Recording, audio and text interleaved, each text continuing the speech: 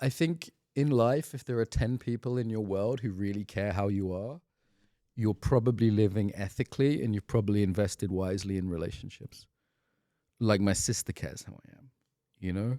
Like I've been through some stuff recently and my sister really asked, how are you doing? How are you and Lucia? You know, she really asked me. And that's a relationship I've really invested in. You know, I go back to England to see her. So I think if in your life there are 10 people who genuinely care how you are and you care how they are, then I think you've lived a good life. The teenager's view of freedom is do what you want. Little kid, I want to eat sweets and stay up late. Okay, but what happens if you eat sweets and stay up late every day? You get fat and you're too tired to work the next day, right? So it's a more mature view of freedom is the freedom to become what you could be. A teacher has a lot of power in a school. People forget a kid is quite vulnerable. You're subject all day long to it's not like a job where you can just leave the job and get another job, right? If your boss is an idiot. It's like you're really vulnerable. And I feel like there's a huge responsibility there to be fair and to be kind.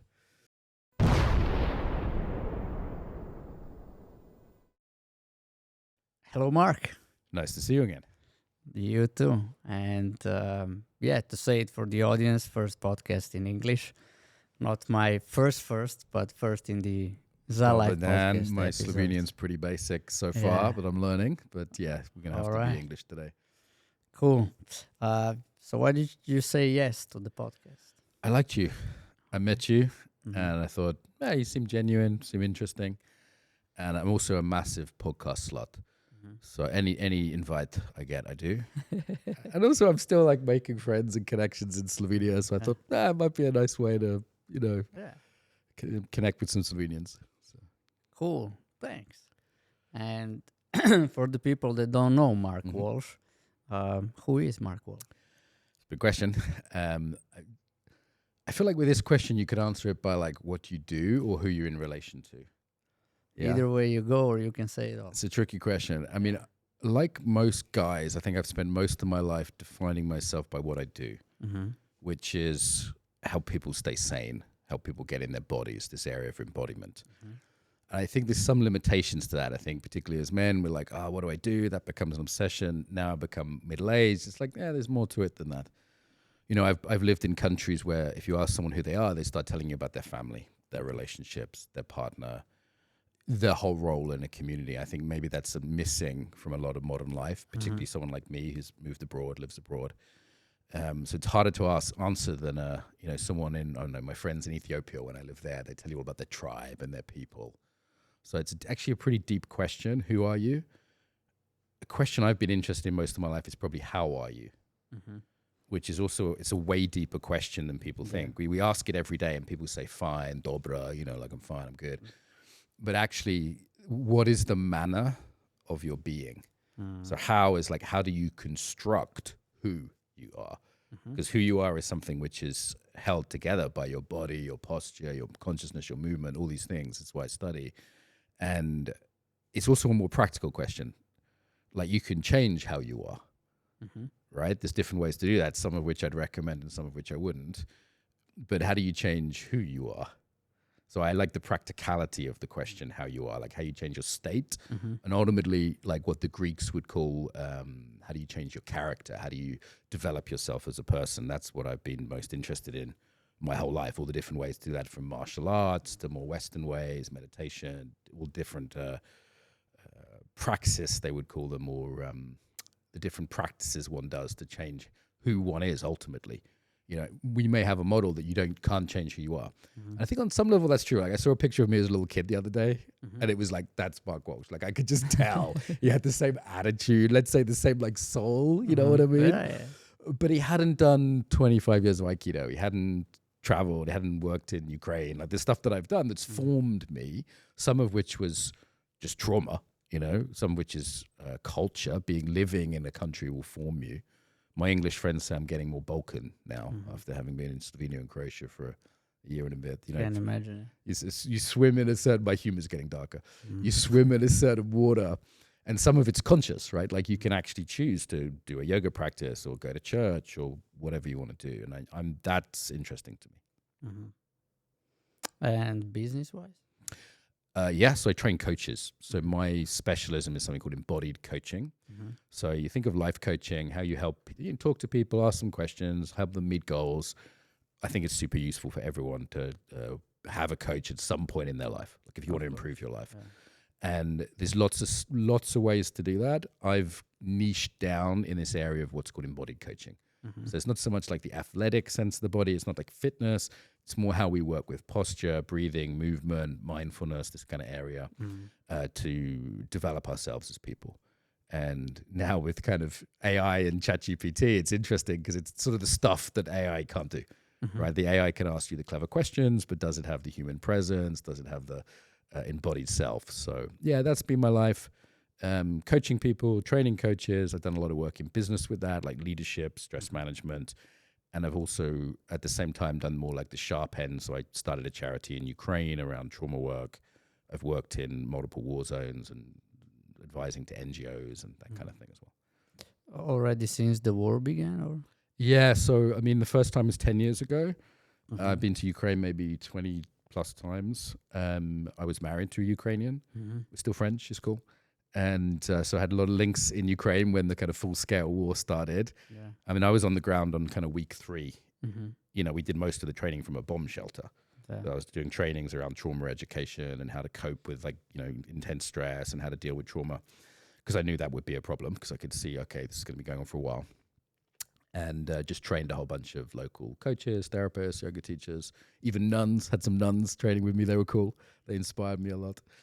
And yeah, as I said, I was on the ground in the beginning of the war. I mean, it was only in Lviv, so it wasn't like frontline stuff, but still it was very impactful. And I started a charity and supervised that charity. And eventually the girls that I trained, they're mostly young women, like psychology graduates.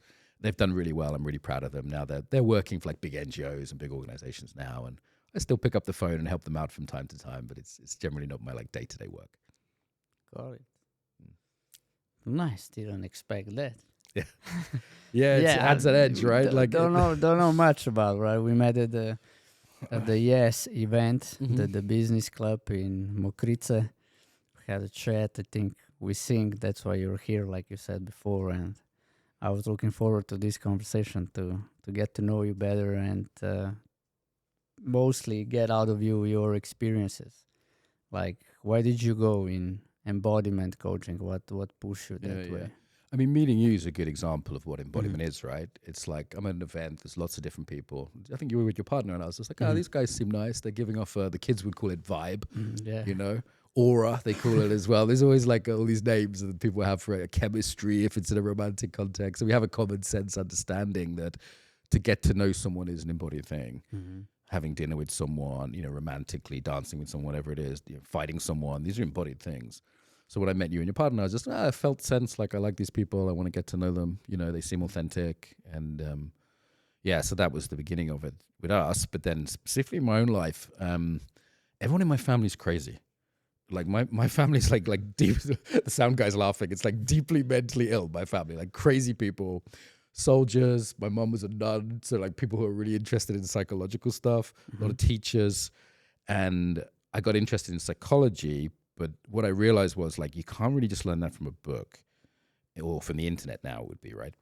So I went to university to study psychology, and I was deeply unhappy, alcoholic, depressed. I'd failed in my first like romantic relationship really badly, but I was really cognitively clever, right? I'd read all the books in my high school. I was bright cognitively.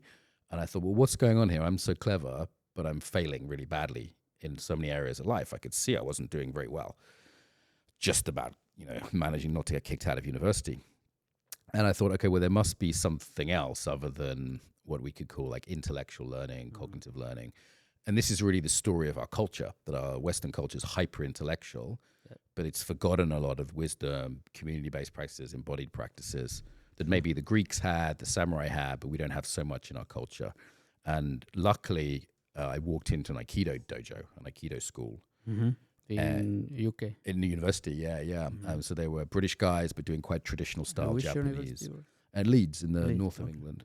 I grew up in the countryside. I'm a kind of a country boy. And Leeds was kind of scary. There was a lot of crime. I was involved in a little bit of it at a sort of low level. And I thought, I need to learn martial arts. You know, I felt threatened, you know. And the martial arts was just great for me. It gave me discipline, structure. It really helped me out. But I also realized, well, I'm learning about myself in a way that I'm not learning from the psychology textbooks or studying psychology. Nice. I thought this is a different type of learning. This is a different way to be smart. I wasn't good at it, but I was, struggled and I got by. And, I give an example, like I was in an exam and the exam was about stress. And I was stressed because I hadn't done the work. Right? So I was like, okay, this is ironic. And even if I had done the work, it still would have been the theory of stress, right? Knowing which part of your brain is lighting up because Andrew Huberman told you, it's a neocortex or whatever. Like that doesn't help, actually. What helped was I had a simple breath technique from Aikido, like a centering technique, we would call it. Like I would do this in coaching now, or, taught it in Ukraine. And that was like really practical. And I managed to get myself together and managed just about to pass the exam, right? And afterwards, I thought that was really interesting because it's like this theory and there's practice. There's learning about something, and then there's learning, which is at the level of skill, like skill acquisition, like being a good business person. You could do an MBA from Harvard, but that's not the same as like you run a business. There's a lived experience of that. There's a learning of that. Yeah, I would say one is learning and the other one is acquiring wisdom. Yeah, so you can do which is combined with the experiences or skills. That's definitely a good way to just pass it. It could be like learning about, learning to do, and learning to be. That would be one. Nice. Or cognitive scientist John Vervaeke, I like his work a lot. He's out of Canada. He's like talks to Peterson a lot. These kind of group of people. He'll talk about like perspectival learning. So it's like I could be coaching a woman and she could be talking about childbirth, but I've not had that experience. I've not had that perspective. Yeah, so I think there's different. He talks about propositional learning versus perspectival. There's four or five different types of learning, and once you understand they're different, even though we might have this one word to learn, or in different languages, like to know. I don't know in Slovenian, is there one or two verbs like in French or Spanish or Portuguese? You can know about something, or you can like know a place. It's like a more experiential kind of know. In Slovenian word is znanje, it's knowledge. So when you say I know, it means jaz vem, jaz znam. There are two, I would say one is I know who Mark is. Right. And the other one is I know how to do that. Okay, yeah. So znati means something like you can do it. Yeah, it's good. I'm getting a free Slovenian lesson at the same time. This is important for me. That's how I would define. Don't. I'm not the. Like in French, there's different verbs. In Portuguese, I learned a bit of time in Brazil, and there's to know a town is different. It's like if someone says, "Do you know Paris?" It's like, well, do you know about it? You've read, you know the population, you know the geography. It's the capital of France, but that's different than having had a love affair in Paris. And having had a way to be rude to you, and the quality of light in Paris, and what it is to be with French friends, hanging out, drinking wine on a Sunday, like this is a different thing. And then as someone who was hyper intellectual and read all the books, I kind of realized that because my life wasn't working. And I would say I basically, that's a microcosm of what's happened in society. Now all of society, this kind of hyper cognitive, and of course made worse by technology, things have speeded up since I was at university. This was 25 years ago. That's led to sort of a lot of the problems we have today. And I know a lot of your listeners are interested in education. So there's different levels of education. So for example, the samurai or the ancient Greeks would understand what I'm talking about. The gymnasia in Greece was a place of philosophy and fighting arts, pankration, this kind of thing, and developing oneself.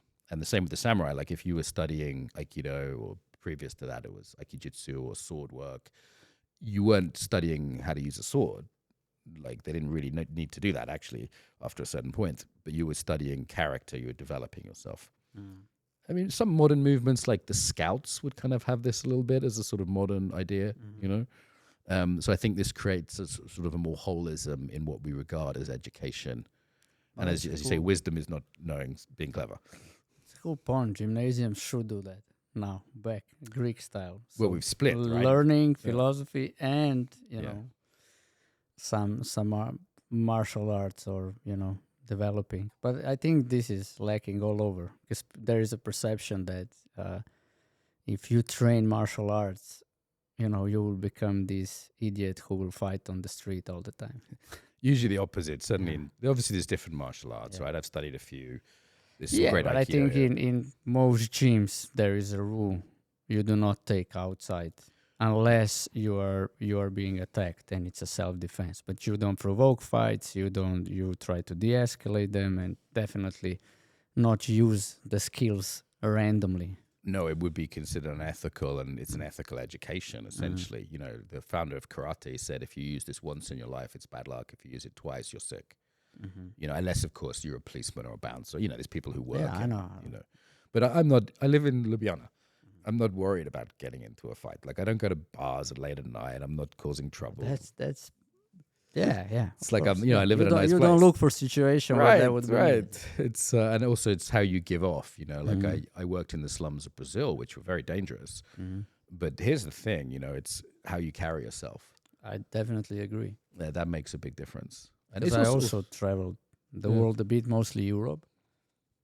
And I always say, look, if you're being respectful, it's like if you don't look for trouble, trouble won't fight you. And if you look for trouble, if you're scared, if you think, oh, if I go there, this will happen. If I go there, this will happen, and all being like that, you know, but then nature kicks in. People smell fear, and then right. you know. Right. Yeah. I mean, I've worked with the police a little bit, and they say like actually criminals almost like interview you. They'll ask you the time and see if you're afraid, you know. And a few times I think, you know, people who ask me the time late at night, and I've just told them the time. I've said, I don't know. And I'm relaxed, and they can see that. So, yeah, there's that. I mean, this is always the level we're assessing each other at. Like a dog assesses you this way. A dog is like, is the dog in charge, or are you in charge? Kids, I've worked with a lot of kids over the years, a lot of different outdoor sports and different, you know, martial arts and things. And kids, do they feel safe? Do they feel comfortable? Do they respect you? You know? True. And they can sense it. That's embodiment. So this is a very common sense instinct. I guess I've just studied it. And also I'm very interested in, let's say, dysregulation. So trauma is a type of dysregulation. It's a more extreme type, being stuck in this fight, flight, or freeze response. But the whole modern world is dysregulated. It is like lately I've been really paying attention to the nervous system. Mine. That's the only one I can really discover, right? And yeah, I'm more aware of that than I used to be. Right. So as a But manager, I also have like more responsibilities, so to speak. You know, you're the bigger responsible you for get, people in your business and yeah, what you put out. two businesses, another child on the way. Shall we already here for at least a month when this podcast go out? Just so you know, it will go out. I think it's 29th of April. So we're talking into the future. Yeah, I pre-record them because of the situations, and two businesses is just like couple of Saturdays, 3 months off, couple of Saturdays, 3 months. It sounds the same way to do it. I mean, you're quite Yeah. calm, right? And a lot of people today aren't. Yeah, but what I want to see, I can see. It's like, because the business I took from my mom, it's unknown. I mean, I'm getting to know it, getting to used to these conversations, and things happen that I don't have in ZaLife. So yeah, and I can see my nervous system is like A lot of uncertainty, so it's giving you some stimulation, some anxiety. It's in Surprise this mode. taxes. Yeah. There's always a shock, right? There's something shocking us all the time. Yeah, but then you know something happens and there is a cost, and I'm not yet deeply in, and it's like, will it go through the month? Will it not go? Do we pay it now? Do we repair it now? Do we have to wait? Those are right. Once I will have the full spectrum, the full finances, like really get to know them, then it will be easier. But that's why I got myself now a good accountant. She'll help me. You got some good people around, right? Yeah, because I don't want to learn some stuff. It's just like literally I do not want to learn what's your job? some right? aspects of accounting as being a CEO, director, manager. You don't have to learn every skill. Yeah. I mean, part of your job as a CEO is regulating the nervous system of everyone. So we could call this somatic leadership. Somatic's like embodied. So this is what a parent does. A parent spends a lot of time calming their child down and sometimes like waking them up, you know, like you'll do up and down with their nervous system. Okay. So what a leader does. So if I'll give you an example of this. I was in a dentist in Croatia a couple of months ago. And my girlfriend came back and said, it's a horrible dentist. I said, why? She said, I don't know, I just felt awful. It was stressful. I said, the equipment was good. Everyone was well trained, modern kind of place, And so I went a couple of times and I realized what the problem was. So there was a senior dentist, like the boss, and she was stressed. And what she'd done, her business model was lots of little dentist studios, and they'd have junior dentists who were like cheaper, and she'd run around between them checking their work. So like on paper, this is a good business model. But what she was doing was she was giving them all stress. Okay, when you're stressed, you're sharing what she was carrying. Exactly. Yeah. She's carrying that stress, and she was a nightmare. I had to regulate the dentist, and I'm, saying you're doing a great job, making a joke, like you love this place. So now I'm doing, let's say, the emotional work. It should be the way around. Your customer shouldn't be doing that. Yeah. And she had no idea. She was stressed. And also it was like bright lights, loud music, people wearing face masks, you're not co-regulating well with the face. All those factors. She was very educated, smart woman, but was blind to the fact that she was dysregulating every single member of staff. It's like 20 members of staff and every single customer. And that will affect her business. Yeah. So she did not realize that she was just a terrible leader on the sense of the nervous system. Yeah, got it. And to me, it's like, this is something common sense. If you have dogs or kids, you understand this. But you can fine-tune some of those skills. And like 5 years ago, I did the biggest summit, the biggest Zoom event ever. So we had 500,000 people, 1,000 speakers. It's like the biggest summit ever, just crazy big thing. I don't know why I did it. And I had like 25. Because you love to contribute. I want to do something big and fun. And it's like climbing a mountain, And I was like, why not? And it was like the middle of COVID. I was like, let's help some people as well. And I had to borrow like $1 million to make it happen. And I'd done the maths. I was like, I think I can get this back. And we're going to sell the recordings, but there's all these things that could go wrong. And someone like at the beginning of the event, I've got 25 people, they're all doing their jobs. And I'm just sitting there in like an armchair like this, just chilling. And someone said, what's your job? I said, my job is being able to sleep at night after borrowing $1 million. And that's my job, right? Like my job is, yes, directing people, yes, inspiring them. That's an embodied thing, having the vision, a leader does that. But at the end of the day, my job was not going completely insane. And it was stressful. It was stressful. I can imagine. Yeah. I mean, not fully, but yeah. It was full on, especially when you're doing calls. We're doing things with, do you know who Gabor Mate is? Like a famous therapist. He's like analyzing me live, and there's thousands of people watching on Zoom. It's pretty scary. The internet is a crazy place. It's a bad neighborhood. The internet. I prefer to hang out in Ljubljana than the internet, but it's part of my work. Prefer to hang out in Ljubljana than internet. Yeah, I think most people do. But the internet's driving us all crazy, right? Yeah. I mean, the algorithms are driving everyone nuts. They're putting everyone in these fight or flight states, or the Buddhists would say like tanha, like a grasping state or an aversive state in Buddhism.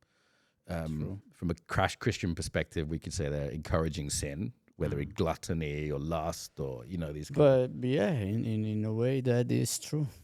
And that's dysregulating. Depends on the content you consume, of course. But if you hang out on social media a lot and not really intentionally following people, and you're getting random content, it's a nasty. It's a bad neighborhood to hang out in. Yeah, I mean, you can be intentional who you follow. Is this rage bait? Yeah. Even last night, that's like 10 o'clock at night, I got my phone out and my girlfriend's like, do you really want to go on Instagram now? It's like, you've got a couple of interviews tomorrow morning. You want to get a good night's sleep. It's just like, maybe put your phone away. And like, I'm an expert at this stuff, and I still need that little reminder from someone. We all need accountability partners. Yeah, it helps so much. Like if you have a partner or friend you live with who knows some of this work, they can say, hey, like she said, you know what? I'll drive. You're having an interview. You seem a bit stressed. We had a problem this morning with another interview. And she said, I'll drive. She could see. I said, you just chill. Just chill. We got here nice and early, just relax in the car. Like having someone that can help you. Because when you're stressed, you don't always know it. It's like if you, like little kids, they'll be like, I'm not tired. And they're really tired. Yeah, they're falling asleep. Or guys are like, I'm not angry. And they're really obviously angry, right? So the tension of fight or flight numbs us. So we don't know. We become dumb when we should get smart. You actually lose about 20 IQ points when you're in that fight or flight response. And Definitely. I'm not smart enough to lose 20 IQ points. You also get meaner. Like you get less ethical, less kind, which is why people are mean in big cities. When you're stressed, you say things you regret. So we get meaner, we get less creative. It's like as a business person or a teacher, you're making less creative decisions. It's kind of limbic hijack. People could look into the neuroscience if they wanted. It's all out there. So key question for me is what regulates us? And there's a model I developed called the tetrarchy model, which is 4 things we need to connect to that also regulate us. And this is a simple model of sort of human flourishing, eudaimonia, the Greeks call it. It's happiness, but a bit more than that. So there's the self-regulation, the meditation, the yoga, the techniques you learn, that's great.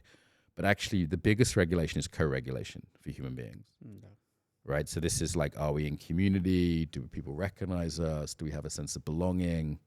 It's just quite difficult for me being surrounded by a foreign language and I'm just making friends and, but then it's like, maybe I go to church and there's like a ritual that I can participate in. I feel like, okay, I know the Catholic kind of flow of things, in church. And then there's touch, like got a hug from my friend last night, there's being listened to. So if you go to Alcoholics Anonymous, people share, people listen, they don't interrupt. There's lots of organizations that do co-regulation, but it's also the community we're in. Like we evolved a village which is now gone. And Slovenia, the Balkans is much better than Western Europe. It's way worse in America and Western Europe, way worse. Like you guys have much better sense of this co-regulation, community coherence, let's say. Multiculturalism destroys it, much as I like getting better. You guys don't have good Chinese food, I'm sorry, but there's some disadvantages. But I don't know.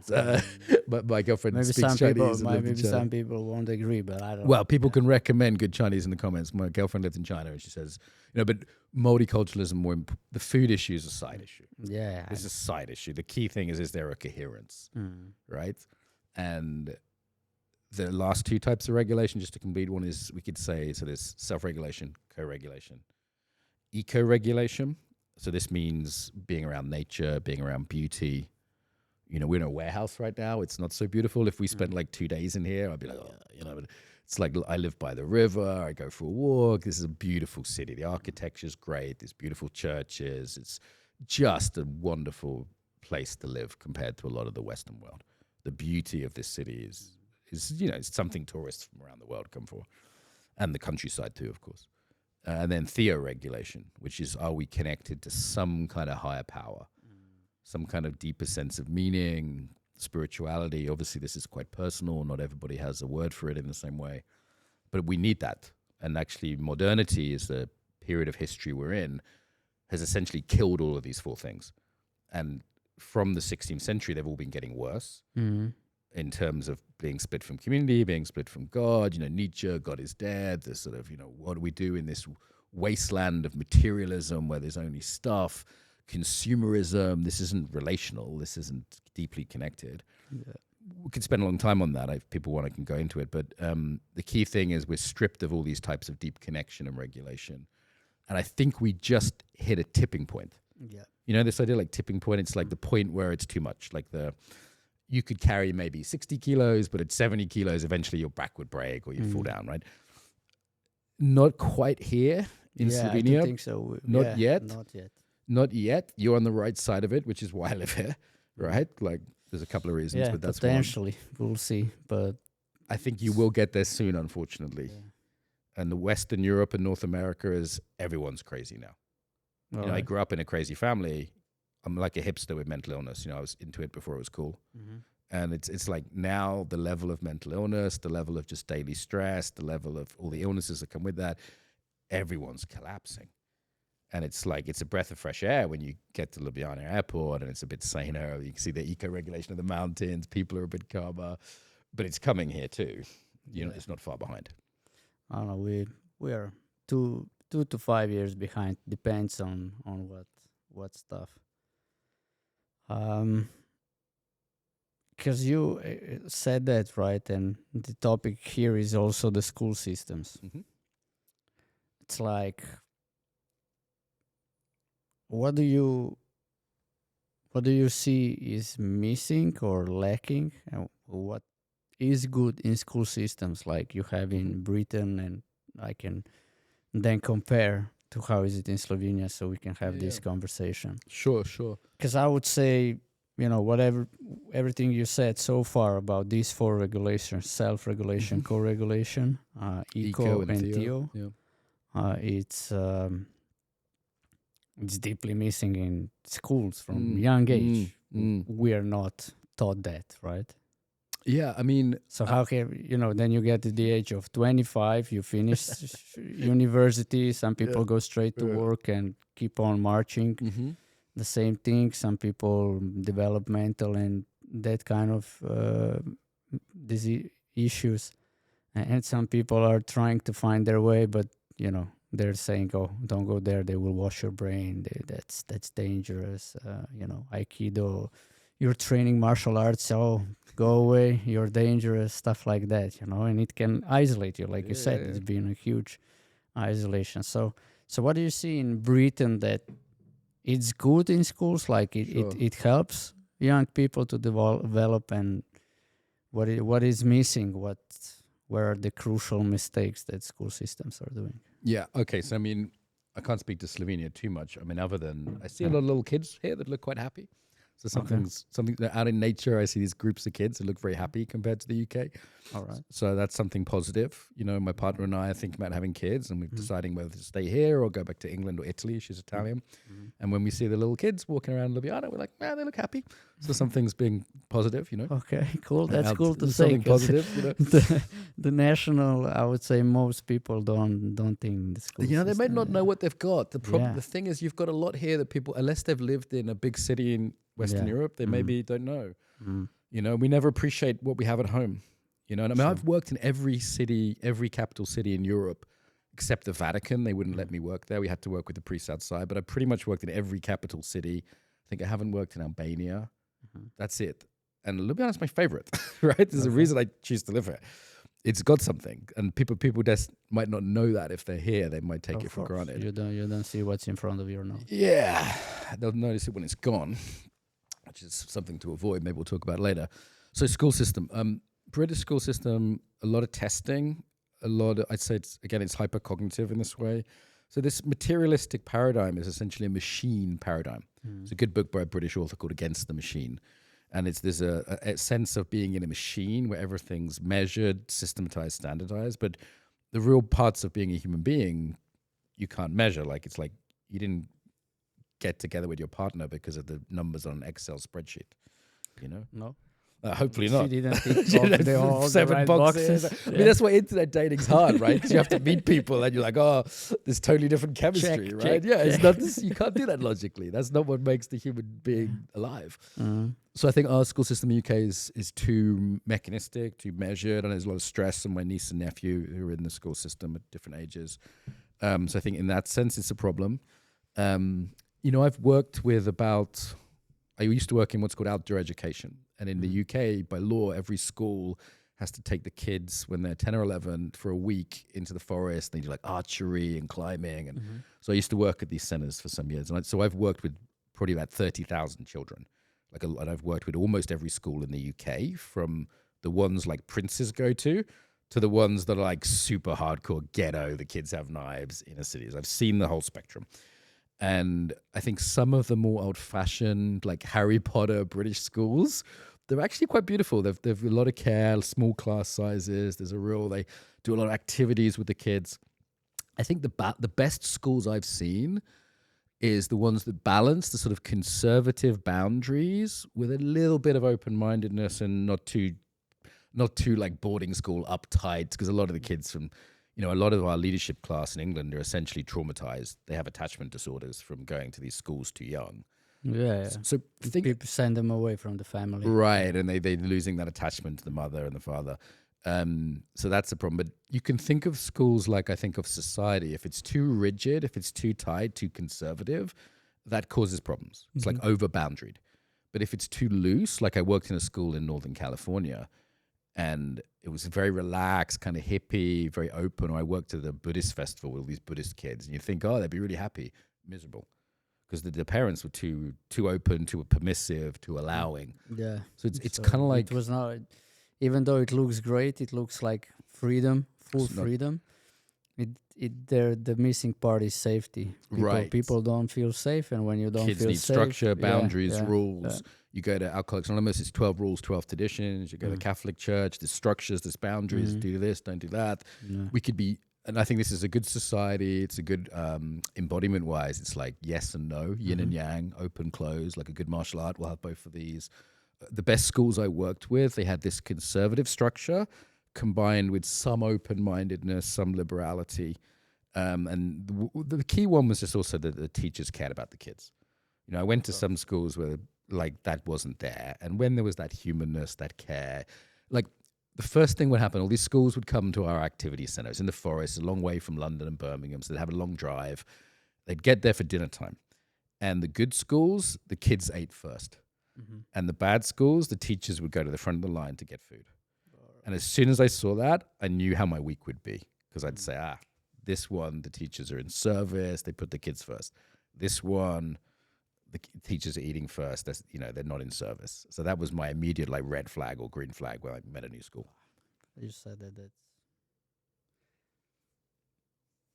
I would say, yeah, maybe some people will be angry, but I'd say most schools in Slovenia, like when kids are in line, adults are just passing through.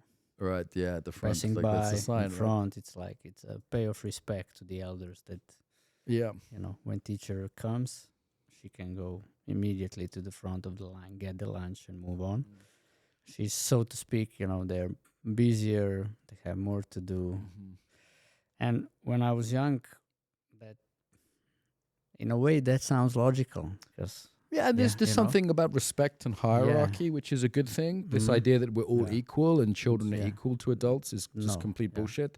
This sort of liberal idea that children know best, I think is completely toxic. You'll see people, there's a lot of, we're in a period of decadence in history where civilization effectively collapses. And we're in the fall of Rome now, you know, you see the decadence. And part of decadence is child crusades.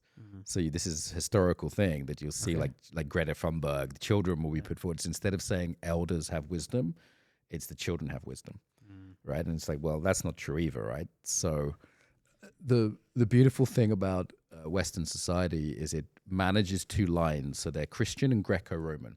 So Christian is the basic equality of all people.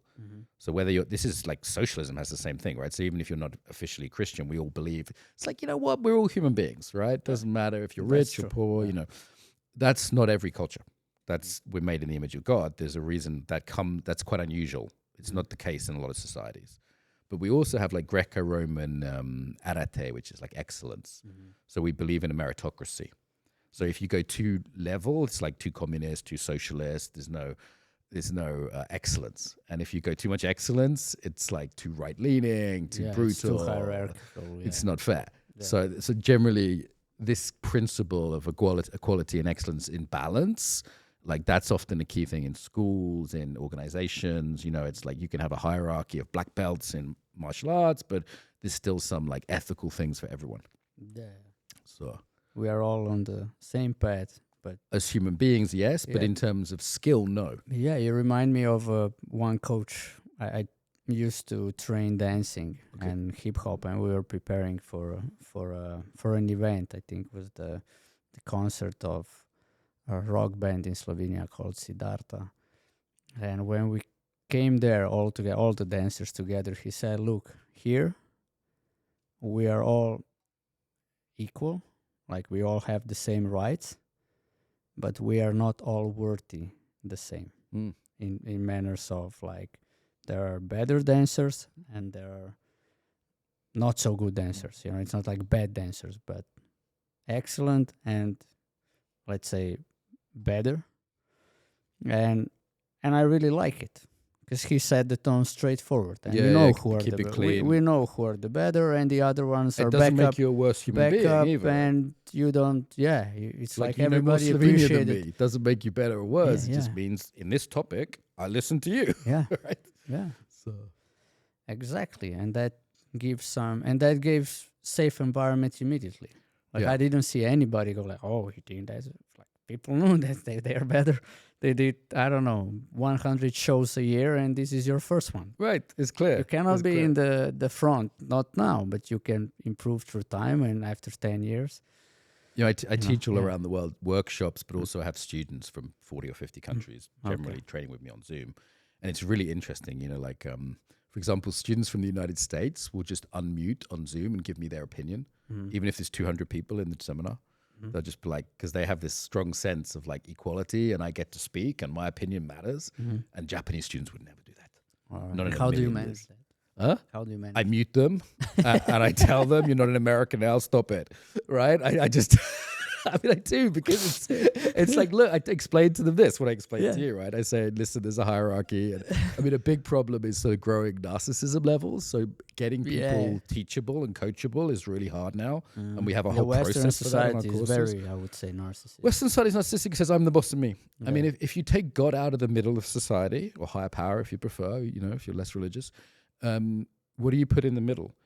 What you put in the middle is yourself, right? It's the iPhone, it's the ego phone, right? Like, and the thing is, you have to worship something, actually. Yeah, Peterson, all humans do it. Someone says something has to be the top of the vowels hierarchy. You have to orientate to something.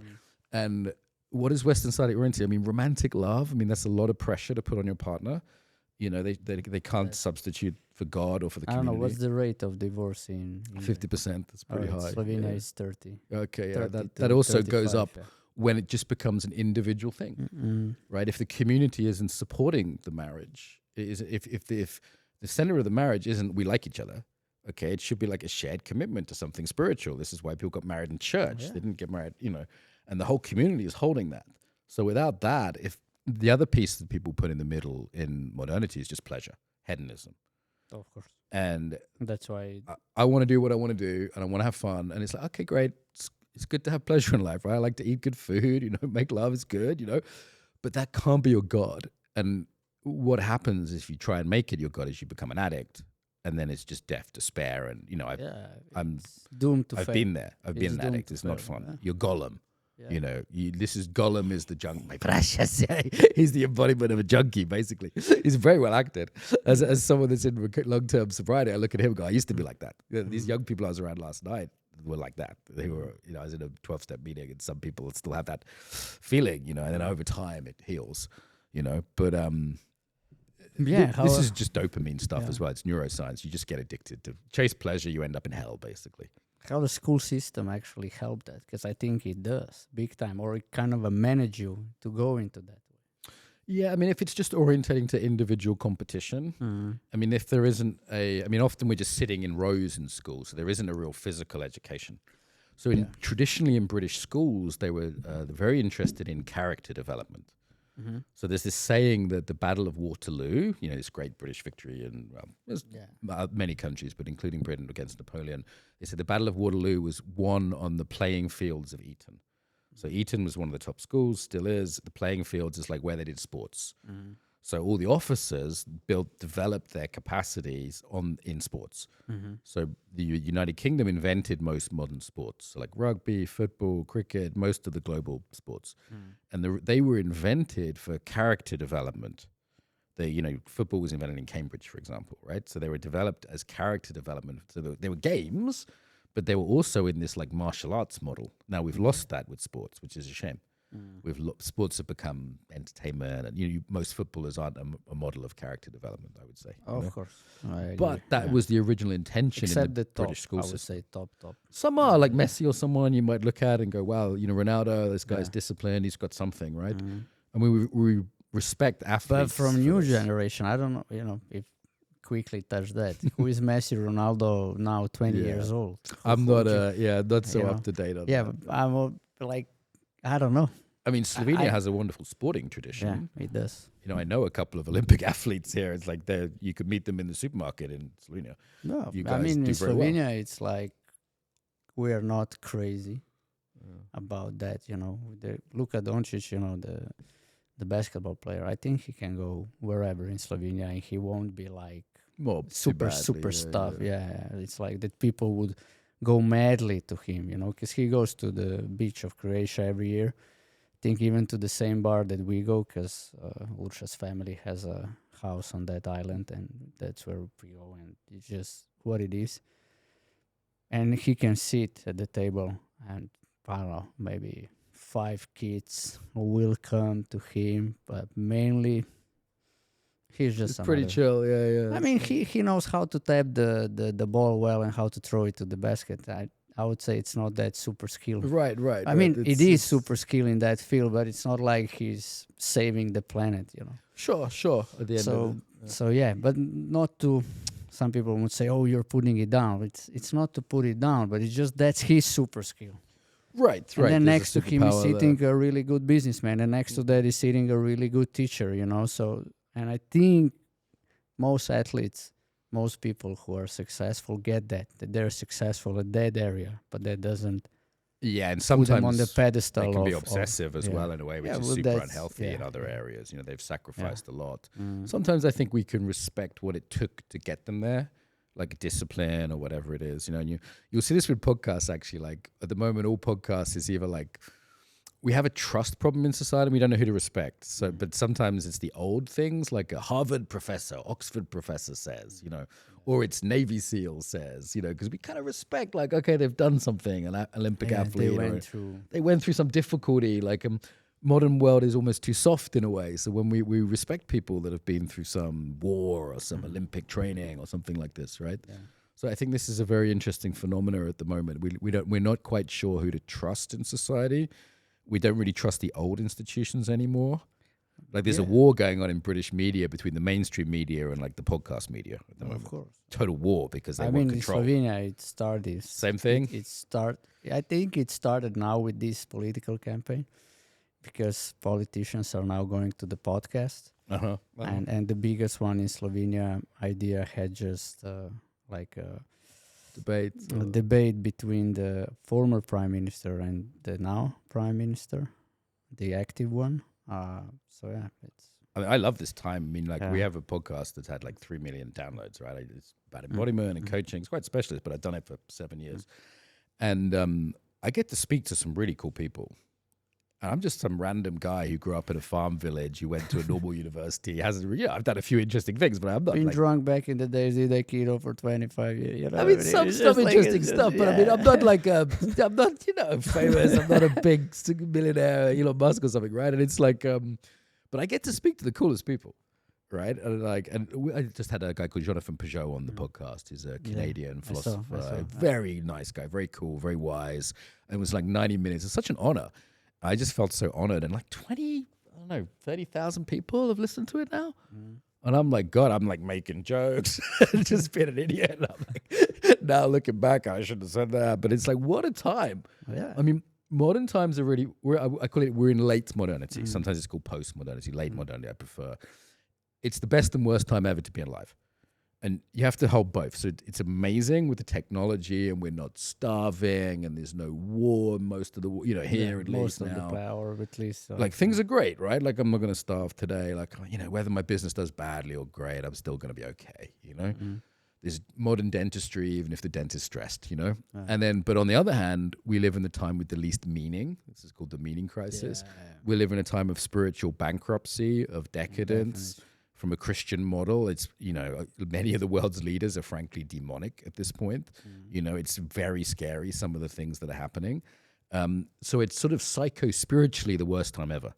The average guy in the Middle Ages had way more meaning, way more community, way more belief. And we're struggling with that. And we have nothing to fight for. Right. Like what would you, like all the fights are happening now are the fights up here. That's the war, right? Like the it's mental a war health battle, it's the a meaning war battle. for minds of people. It's like you put a television, you put a smartphone, computer into people's rooms, apartments, you know, homes. It's a hell of a thing to. And then you know, you can have values of respect, but then your child looks like some degenerate on social media, and he adores that degenerate. It's right in their pocket. And now you gotta fight your own. You gotta find your own child. You know. Yeah, and I think most parents underestimate how powerful the culture is. Oh, of course. They really think they have more impact than they do. And I always think of it as the anti-culture we're in now. It's not really a culture. It's and it's global. And it's transnational. And it's antisocial as well. It's antisocial. I'd say it destroys our connections with our bodies, with our communities, with nature, and with God. So that's fairly serious. Definitely, thing. but it goes from young age, right? To go back to the school system, who is, I mean, in Slovenia, it's similar. What you just said, it's not that. We have also measures. It's everything is about the grades. Kids are more and more stressed. There are big books. They're just putting stuff in, the information's in. Nothing. They don't extract anything. It's not like we put this in and take this out. It's like more information. I saw a post where a mother was showing like what is the book of math or chemistry in some grade, and it has 250 pages. Right. For one grade, right? Yeah. I remember our books in primary school. I'm talking about primary school. We're all suffering indigestion. Yeah. It's like cognitive indigestion. Yeah. We're full of information, right? Like, the other way, cognitive masturbating. That's another way to say it. All the time, information, and you think if you can remember more, it gives you some pedestal. And of course, you don't really have to remember anything anyway now with the kind of text that's there. I'm not sure that's the great That's skill. why kids don't see meaning. What's the skill that they actually need to be teaching? And I mean, if technology is moving very quickly, it's difficult for schools. I think it's difficult for parents. And, how do you look up to someone that is trained in a totally different skill? And I'm moving into middle age. I'm getting to the point where I struggle with certain things myself. And I, even with all the training I have in like mindfulness and addiction, all these things, I still struggle with my phone to turn that off. And my girlfriend and I were like, okay, we're going to have some rules, not for an hour in the morning for our dopamine levels, not for an hour at night so we can sleep better. We're trying to kind of make some of these boundaries in the house. And it's and I'm thinking, God, it's always there. If I'm struggling with that, like what about a 12-year-old? What about he can turn on that phone and see more naked women than your ancestors saw in their entire life. He can turn on that phone and be like algorithmically possessed by like the top psychologists at Harvard University and Stanford who are like doing the most addictive things ever. Like that's just there. And the manipulation of the emotional states that brings us into, rage and anxiety. It's a lot. Worship of money. It's a lot. Success is having a lot of money. That's what materialistic values. The definition of most of young kids these days. Yeah, they want to be the Andrew Tate with the sports car and the whatever. I mean, when he came to Slovenia, he was mobbed by young boys, saying he thought he was the hero. And sometimes I find him funny or whatever. He even says some things that are true, but there's a lot there that I don't admire. And certainly those materialistic values. I feel like that's Slovenia may be leaning that way, and no, definitely. What's your opinion? Because I'm an outsider. Slovenia is not leaning; it's there. You think it's even compared to say Croatia, for example? Yeah, but I would say it's we culturally, so in the country you're living in, I think it might get better, but not. It's envy. Envy. So if you buy, let's say, new Mercedes S-Class, right. Most people would think, who did you screw up to get it? So it's not the way of, oh, look, Mark has a nice car. Let's ask him how did he get it and maybe learn something from him. So if he gets it, I can get it. Resentment then you're talking about. But it's more like, oh, Mark has a nice car. I hope it broke down fast. It's hard to be generous, and I feel like this is a dark side, particularly of like left-wing culture. Sometimes I think it's a distortion of Christian culture, but this idea of if you're rich, you must be bad. I remember I worked for years in my career. But I would say that rich people put that into the society. You think they put that Money in? don't bring you happiness. If you're rich, is that. So that's how the few stay rich. Right, you don't really need this. If you put that out, you're having billions of dollars and you come and, I don't know, 100 people listen to you and you tell them, look, money is not that important.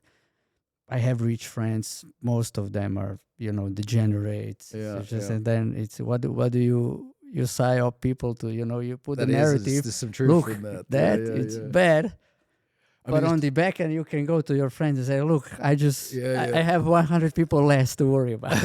they will not. You think it's like an anti-competition strategy? Like women do this in dating as well, actually. Even though, I don't know, I think they the last year I saw statistics, around 680,000 new millionaires became last year. So that's how many people became A lot of leaving the millionaires, UK at the moment because they don't like it because of the tax. How is UK For at the which? moment? Oh, it's a mess. It's disaster. It's dystopian. I mean, Yeah. I'd give you an example. I lived here for. I've been back and forth between Slovenia and Croatia, deciding where to live. My partner, and she can't get a. She's because of Brexit, she can't live in the UK right now. That's one reason we're here. The other reason we like it, and we're deciding if we settle here or go back to the UK. So I went back to the UK for a business trip to see my family as well. It was dystopian. After 6 months of living here, I was in Islington, which is quite a nice area of London for a workshop. I walked into the supermarket and there's like I bought a pack of ham. It's like a €5 pack of meat and it had a security label on it to stop someone stealing it. And then the girl in there is in like a cage to stop someone robbing her. And I'm trying to make a joke with her and she doesn't speak English because 70% of London is now not British. It's now not English, sorry. So like London is that you get your phone snatched if you're not keeping it close. It's absolutely unsafe physically, financially. It's a disaster. More and more rich people are leaving, particularly because of the taxation. And I'm scared to speak there. Like I even thought ahead of this podcast, I better be careful what I say because I don't want to be arrested at Heathrow. So there are YouTubers and podcasters who have been arrested for jokes, UK for is saying the first things. one in Europe. There's no freedom of speech, and Germany's following. Germany's just. I'm teaching in Germany next month, and Germany's following their tradition, let's say, of lack of free speech. Because once society loses trust, becomes a low trust society, you need a top-down control. In Slovenia, they tried to pass the law, but it didn't go through. Good. What, on like hate speech or something, or like? Yeah, about like that. About media. Well, it's basically regulate the freedom of speech and regulate the. They say like if you're an influencer, you're a media, and you should be like defined as media, and then you're operating under the same law as media, and then you gotta do some stuff. Some big debate about this recently. It's just like, let's say you're a big mainstream media house, like Pop TV or Stereo 22, like that, and me, like that they would level that up. So how do you level that? I mean, the UK is terrifying now. They just introduced what is effectively Islamic blasphemy laws. So you can say things that are true about Islam and still be arrested for them. Yeah. Right? And there's been some horrific, you've probably heard of the different Pakistani gangs and horrific cases in the UK. Once a society, I mean, this is the Balkans. I shouldn't need to say this here, right? Yeah. Like if a society loses trust, if a society has a conflict between different peoples, different ethnic groups, different religious groups, a certain amount of difference is a really good thing. Like there's two extremes in here, right? So I mean, it's okay. I would say if you come into the country and we give you, look, this is the constitution of this country. I obey the laws, read it, the language. Read it, live by it, and whatever else you want to practice, what you eat, who you sleep with, what you do, it's yours behind the four doors. That's not enough. I'm going to disagree. So it's not actually enough. That's good. Yeah. Like I should obey the laws here, right? I should acclimatize. It's my job to, But there's a lot of culture which isn't in law. There's a lot of just how we do things around here. There's a lot of co-regulation that comes from ease. Like a few people like me here that are obeying the laws, it's okay, but where I was just in Croatia, there's lots of wealthy Austrians buying houses and now young people can't buy them, right? The young married couple can't buy the house. It's just a problem economically. You have people pretty much here the same wages. The more migrant labor you have, there's a left-wing case against mass migration, which is the wages go down. There's 10 guys from Africa who will work for pennies in London. So the average British guy is like, he's not going to work for that, right? And they'll say, oh, we need this for the economy. It's like no. They needed to keep the wages down. You know how we regulate that in Slovenia, right? How do you regulate that? We just say the minimum wage is now 1,000 euros. That's it. That's how it's regulated. Doesn't matter. Well, in the beginning of December, they were saying it up, but in the beginning of December, end of November, I think, they said, or it was October, like 1 or 2 months before, they said, this year you have to pay now it's called the winter regress. So, like you have this year, another 13 wage, let's say it's like, this is half of the wage, that's 14. They said that in, let's say, October, and on December you had to pay it up. And then in January, they raised the minimum wage. So, for example, like Yeah. would an Indian Wolt driver be on Yeah. this? Yeah, everybody. Yeah. Everybody's minimum wage now in Slovenia by law is that. Yeah. I mean, But what I want to say, it's no heads up.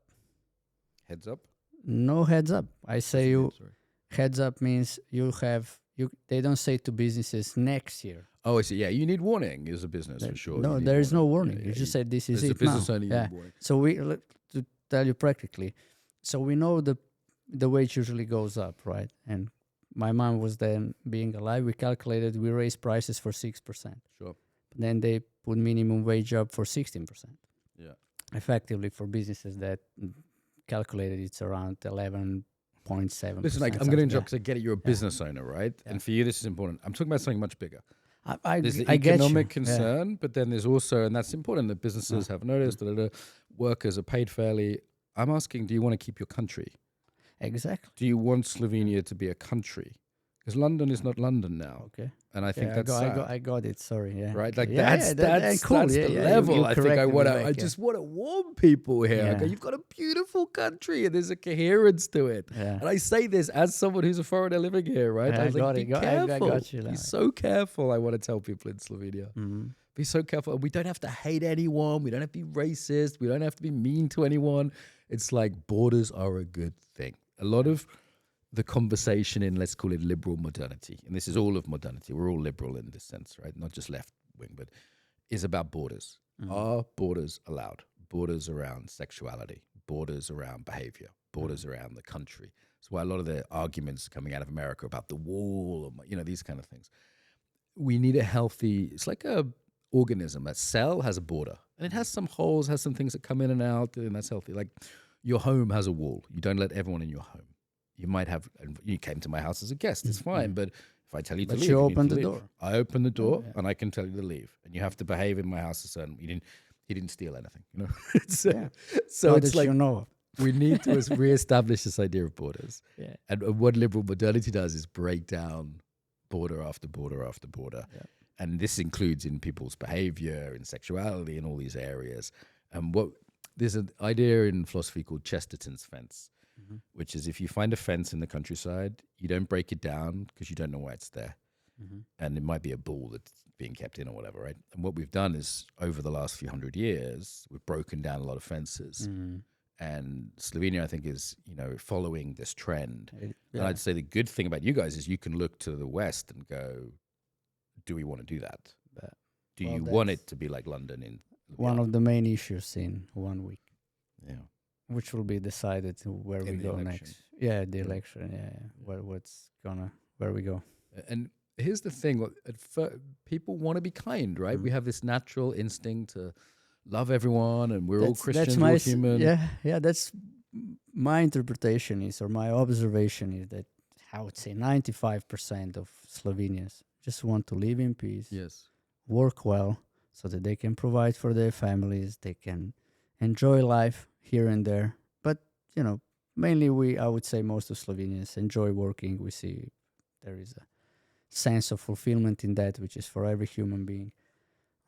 So I would say that's 95% of Slovenia. And then 5% is, minority who is, I would say, unsatisfied need for power.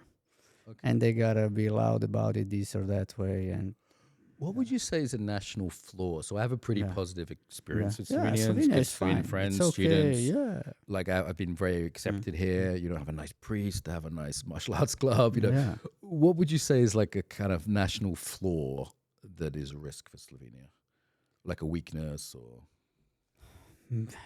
Yeah, weakness is that I would say in terms we are good, like good people, like generous and kind, and we think everybody behave that way. Okay. So then I would say we will, if we are not aware or our leaders are not aware, we will be backstabbed greatly from stuff we won't even expect. And you're a small country, so you need to be you're vulnerable, right? Yeah, it won't and, take long. and for I that would country say, to be gone. look, they say by some estimation that 3.6 billion euros are being stolen from the national I don't know what it's called, the name in English, but it's like we have a certain budget, The budget, yeah. and that's how much money is missing. Nobody knows where it goes, and that is dangerous because So like when you corruption, start following the money, you see.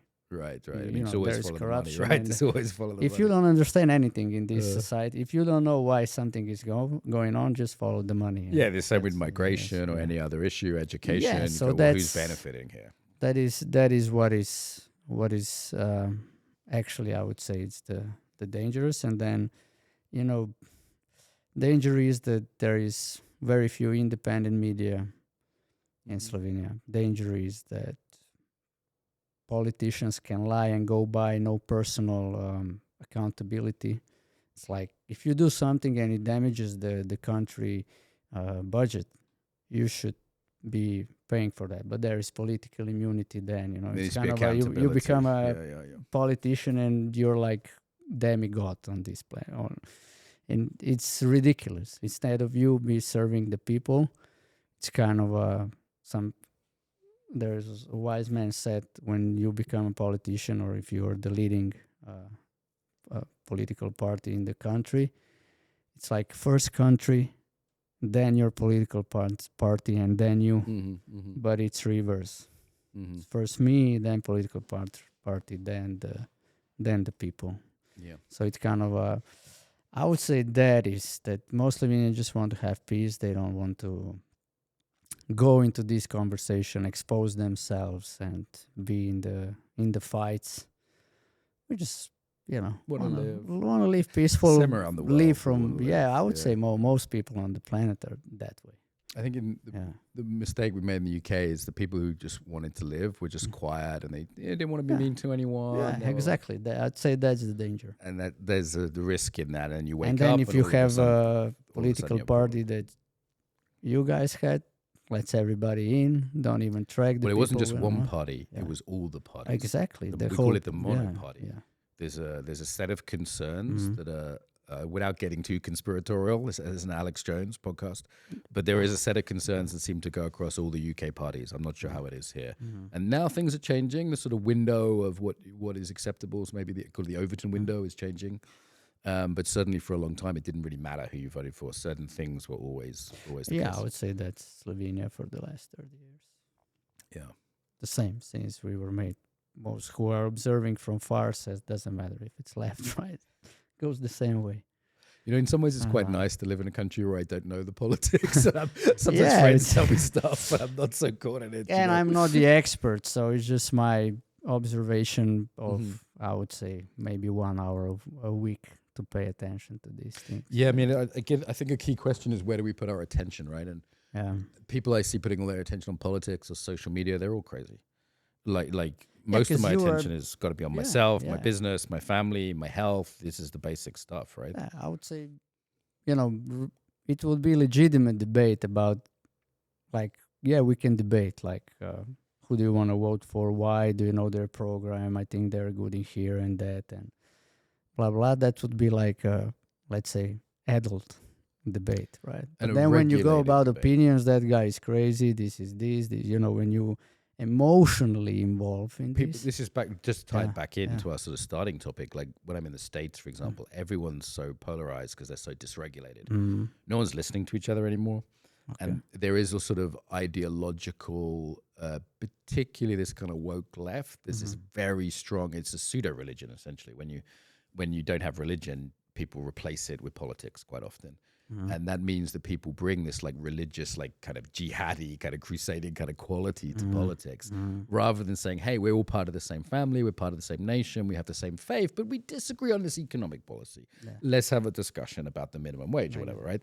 And when that's gone, when the coherence of nation is gone, when the coherence of religion is gone, and when the nervous system is completely dysregulated, people become almost possessed by this ideological possession that leads to some very extreme positions. I mean, I can't believe how extreme some of these positions have got. You know, as an embodiment teacher, for example, some of the positions around gender are so extreme. I thought it was a joke when it started. Yeah, we I was all like, is thought. this I think for we all real? thought. For I real? would say, What are you talking about? You know? Yeah. There's still a common sense sometimes in the Balkans around that, you know. But Like that stuff's intense in the UK. You can be arrested for that stuff, in Ireland too. My family are Irish originally. And there's a school teacher who just got sent to jail in Ireland for refusing to teach some of this gender ideology. That's and it's not about like it's not, of course, be kind to the gay kid, whatever.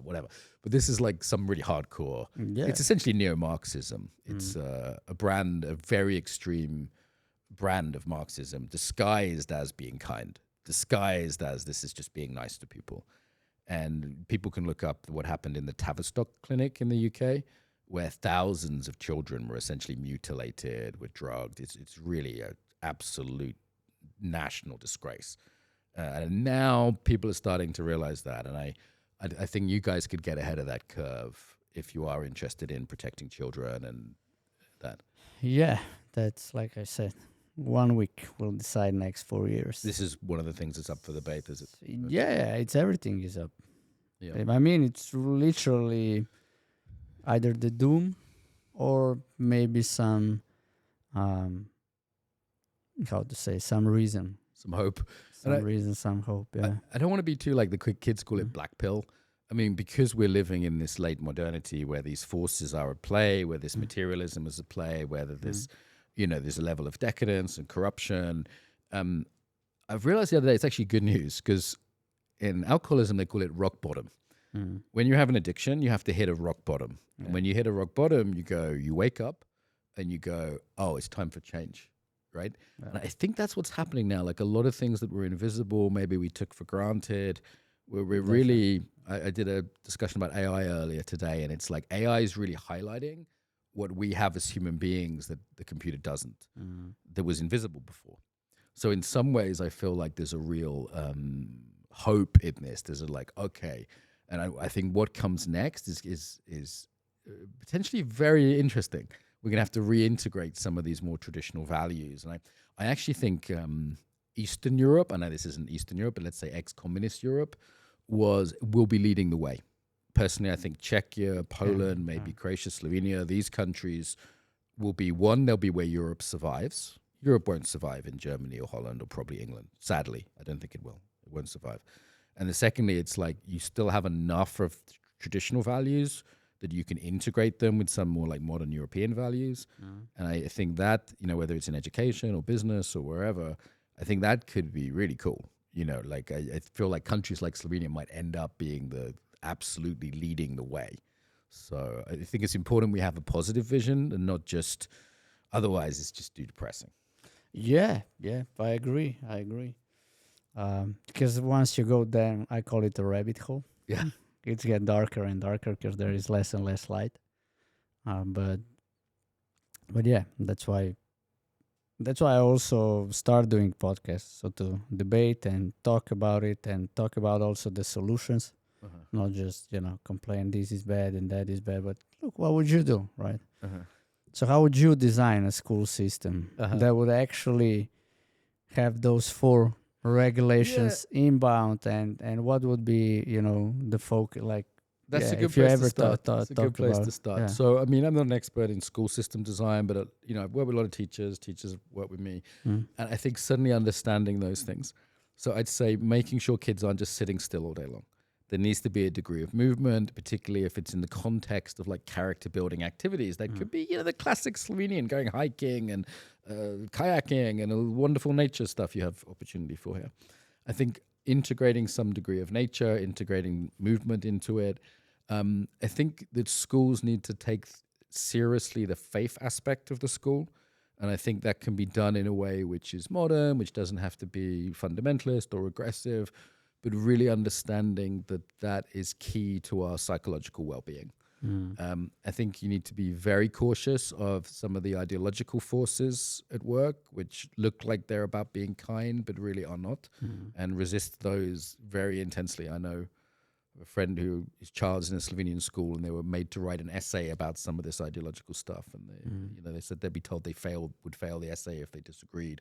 So you should be careful with that because there's a small number of people who are very active, small number of people who are very committed. I was being attacked from that community. So that ideology. They're vicious. Yeah. And I think by their fruits know them. You know, I'm taking a risk on this podcast because people Yeah, and I'm hate me taking for it to also to acknowledge that. Yeah. But I mean, it's been twice. Say again? It's twice that yeah. Yeah, I mean, I've had people come after me, and this happens. But like, it's we need to speak the truth. Like Yeah. this idea of like running scared, keeping your head down. It's like no, just say the truth, Exactly. right? And this is not like my granddad fought on D-Day, right? Like that's real courage. I mean, me being on a podcast and there's going to be Being some afraid because you some said some mean words and comment. somebody, yeah. Maybe the British government question me next time I go to Heathrow, and it's a pain in the ass for a few hours. Yeah. I mean, really? Is this something to be so scared of? Yeah. I mean, come on. Just speak the truth. That's what I'd say. Let this sort of keep your head down. It's very British. I don't know if it's Slovenian too. But Exactly, it is. I think it's both actually, right? Like, I would say the whole Europe is mainly like that. I don't know if anybody. Just speak the truth. Do not let people bully you. Do not use their words, their silly phrases. Do not use their framings, right? Do not use how they'll give you a perspective you have to use. No, refuse. Have your own. How I dealt with it personally was like, I just didn't react. Right, And like it don't went play the game. and it was Don't play the passed by game. because they want to Things play the pass- game. They want energy or attention. Yeah, So it's like that- things pass by. that's what bullies do. You know? Bullies and mentally ill people. And there's some that are deserving of compassion because they're traumatized and not very well. But you don't let the mentally ill run the asylum. You don't let traumatized people be in charge of everyone else's nervous system. And I can have compassion for people. You know, for example, I've worked with the gay community in Russia. And I have real compassion for people there. They're under a real hard time. You know, there's people who are really suffering. So I think we can still have compassion, but holding boundaries. We need to reestablish normal. Yeah, what I think what is lost is that we lost how to say, the respect is not here. Respect in a way. I respect you for who you are, for what you are, but I will not force my beliefs, my way of life onto you, because that's disrespect. And I think that's how we also tell the kids in school, it's more important who you are than what you are. And we don't have a problem with Muslims or Christians or vegans or LGBTQ gays and so on, or men or women. We have problem with disrespectful people. Yeah, that's what we have. The level of the individual was always the Western culture's strength. I'd say this sort of basic, what your expression is, sort of classical live and let live, classical kind of liberal position. I think it's common sense. It's strong. I'm very aligned with it. What I would say is there's a weakness in it, because if there's a group of people who are more hardcore, whether they be a Muslim, Pakistani minority in the UK, they will activist minority, they'll walk all over you, because they will be on a jihad. Right, so this is where you need a little bit more than just live and let live. I'll keep my head down. Yeah, but it's not live. I mean, ultimately, that would be the best. Respect everybody and accept their way, but don't force your way onto others. But if that's why what it lacks is being, I would say, fighting ready. So that I would say out of that, what comes is the confidence. Look. Here are the boundaries. Yeah, and if you step over, the shit go down. Right, and I'm ready. Right. And I'm ready to die for it. Yeah. For my values. So if you're ready to die for your values and I'm ready to die for mine, and that clash, it can only go down one way. Yeah. And most people back down because they're not ready to die for their values. And I think that's what's lacking, like really being, having something to die for in a way. I mean, I was working in Belgium. Or something to live for. Yeah, but they're the same thing. Something to die for, something to live for, right? Yeah. Something to really live for. So I was working in Belgium a couple of years ago. I said, who here would die for Belgium? And everyone laughed. They laughed out loud. Now in Ukraine, that's not a laughing matter. And actually 100 years ago, the king of Belgium was fighting in the trenches in the war, in the First World War. And I think being strongly committed to a culture rather than there's something called oikophobia. It's the opposite of xenophobia. So it's the idea of self-hatred. This is really, Jonathan Peugeot talks about the World War II consensus. Sort of post-World War I and World War II, a lot of Europe lost a lot of its confidence in itself. It understood that hyper-nationalism can be bad. I mean, in this neighborhood, I don't need to push this too much, I think. But what that led to was almost the opposite. So any borders are bad, any boundaries are bad. another way of thinking about it is it's essentially a sort of misunderstanding of Christianity, which is like, oh yeah, Jesus was kind of a hippie and he said love everyone. It's like, yeah, love everyone but carry a sword. Love everyone, but sometimes you've got to get the whip out in the temple. Love everyone, but it's okay to hold a line. And I feel like that's sort of more muscular Christianity, that more kind of bringing the masculine in. This relates to gender because essentially you've got a sort of Then increasingly... you're toxic femininity is the nature of the West currently, actually. Yeah, but if you stand up, you're toxic masculinity. I Immediately when you I would say resist, anyone that uses that term, I would ask them this: what is your positive vision of masculinity? Like boys in school is a big one in the UK. There's not many male teachers, for example. So there's a whole generation of boys being raised by women. Boys now have very bad educational achievement in the UK and America, like less in university, etc. I would say if you're going to call a man toxic, because there is such a thing as toxic male behavior, what's your positive view of masculinity for boys in a school, for men as adults? I think Christianity has that. I think there is traditions in the martial arts that have that, to be dangerous but not use it. Right? If somebody cannot give you a positive view of masculinity, they just hate men. Okay? They just hate men. So, like, if they just want men to be more like women, or if they say men and women are the same, or here's a question you can ask: what are men better at than women? And if someone can't answer that question, some of the opening jars or some silly answer, right? But if someone can't, because I can give you many things women are better at than men. I can give you a list as long as my arm. I love and respect the women in my life. But if someone can't say what are men better at than women, they have no positive vision of masculinity. And no one should be involved in education who doesn't have a positive view of masculinity. What are we nurturing boys into? We have a view of the toxic. And that's why all these influencers are so big right now. Everyone's worried about the manosphere in England. There's this documentary that's just come out. It's like, well, the manosphere only exists because mainstream society is not offering anything of value to boys. Yeah, it's not giving them something positive, so they're looking elsewhere, and some of what they find is not so good. Some of what they'll find on the internet is pretty toxic. But yeah, I think certainly anyone involved in education needs to have that positive vision of masculinity. And often boys don't want to sit still in school. I used to work in outdoor education, and they'd say, oh, that little boy, he's really naughty. And he was never a problem for me. Because A, I'm masculine and he respected me. B, we were outdoors running around doing stuff, right? He didn't want to sit in the line being told what to do. So I think you can't look at these issues around boundaries in society without also looking at masculinity, because the boundary, the yang, is the masculine. The defense of the perimeter, the defining of what's okay, what to die for. This is what men have done forever. Yeah. People who watch this podcast know this, but you don't know. I've been nominated for the most sexist saying of the year. Well, I want to compete with you for that. I feel like I should be in the Last running year, here. This year I was You were nominated for sexiest 2024. or sexist? What's wrong with being sexy? No, sexist. It's an old joke. It's an old joke. Why were you the most sexist? What was your crime? Because I said, so the basic role of a man is to provide safety, to create safety and provide things. Protection, provision, and you can say Exactly. presiding, which is leadership. Yeah, protection and provision, better, thanks. And the basic role of women are to be loving and caring. And if in the classroom you don't feel safe, the boys failed. And if in the classroom there is no flow, like the girls failed. And that's it. Yeah, I mean, most people I speak to in Slovenia understand men and women are both talented, both different. Exactly. And there's an average, right? We're just talking about averages. Some people don't understand averages, right? It's like, it's okay. You can have a woman who's physically stronger than me. It's possible, I've been around martial artists who are stronger than me. Oh, we've been interrupted, took it as a toilet break. It's called ZaLife Podcast. Za means for life.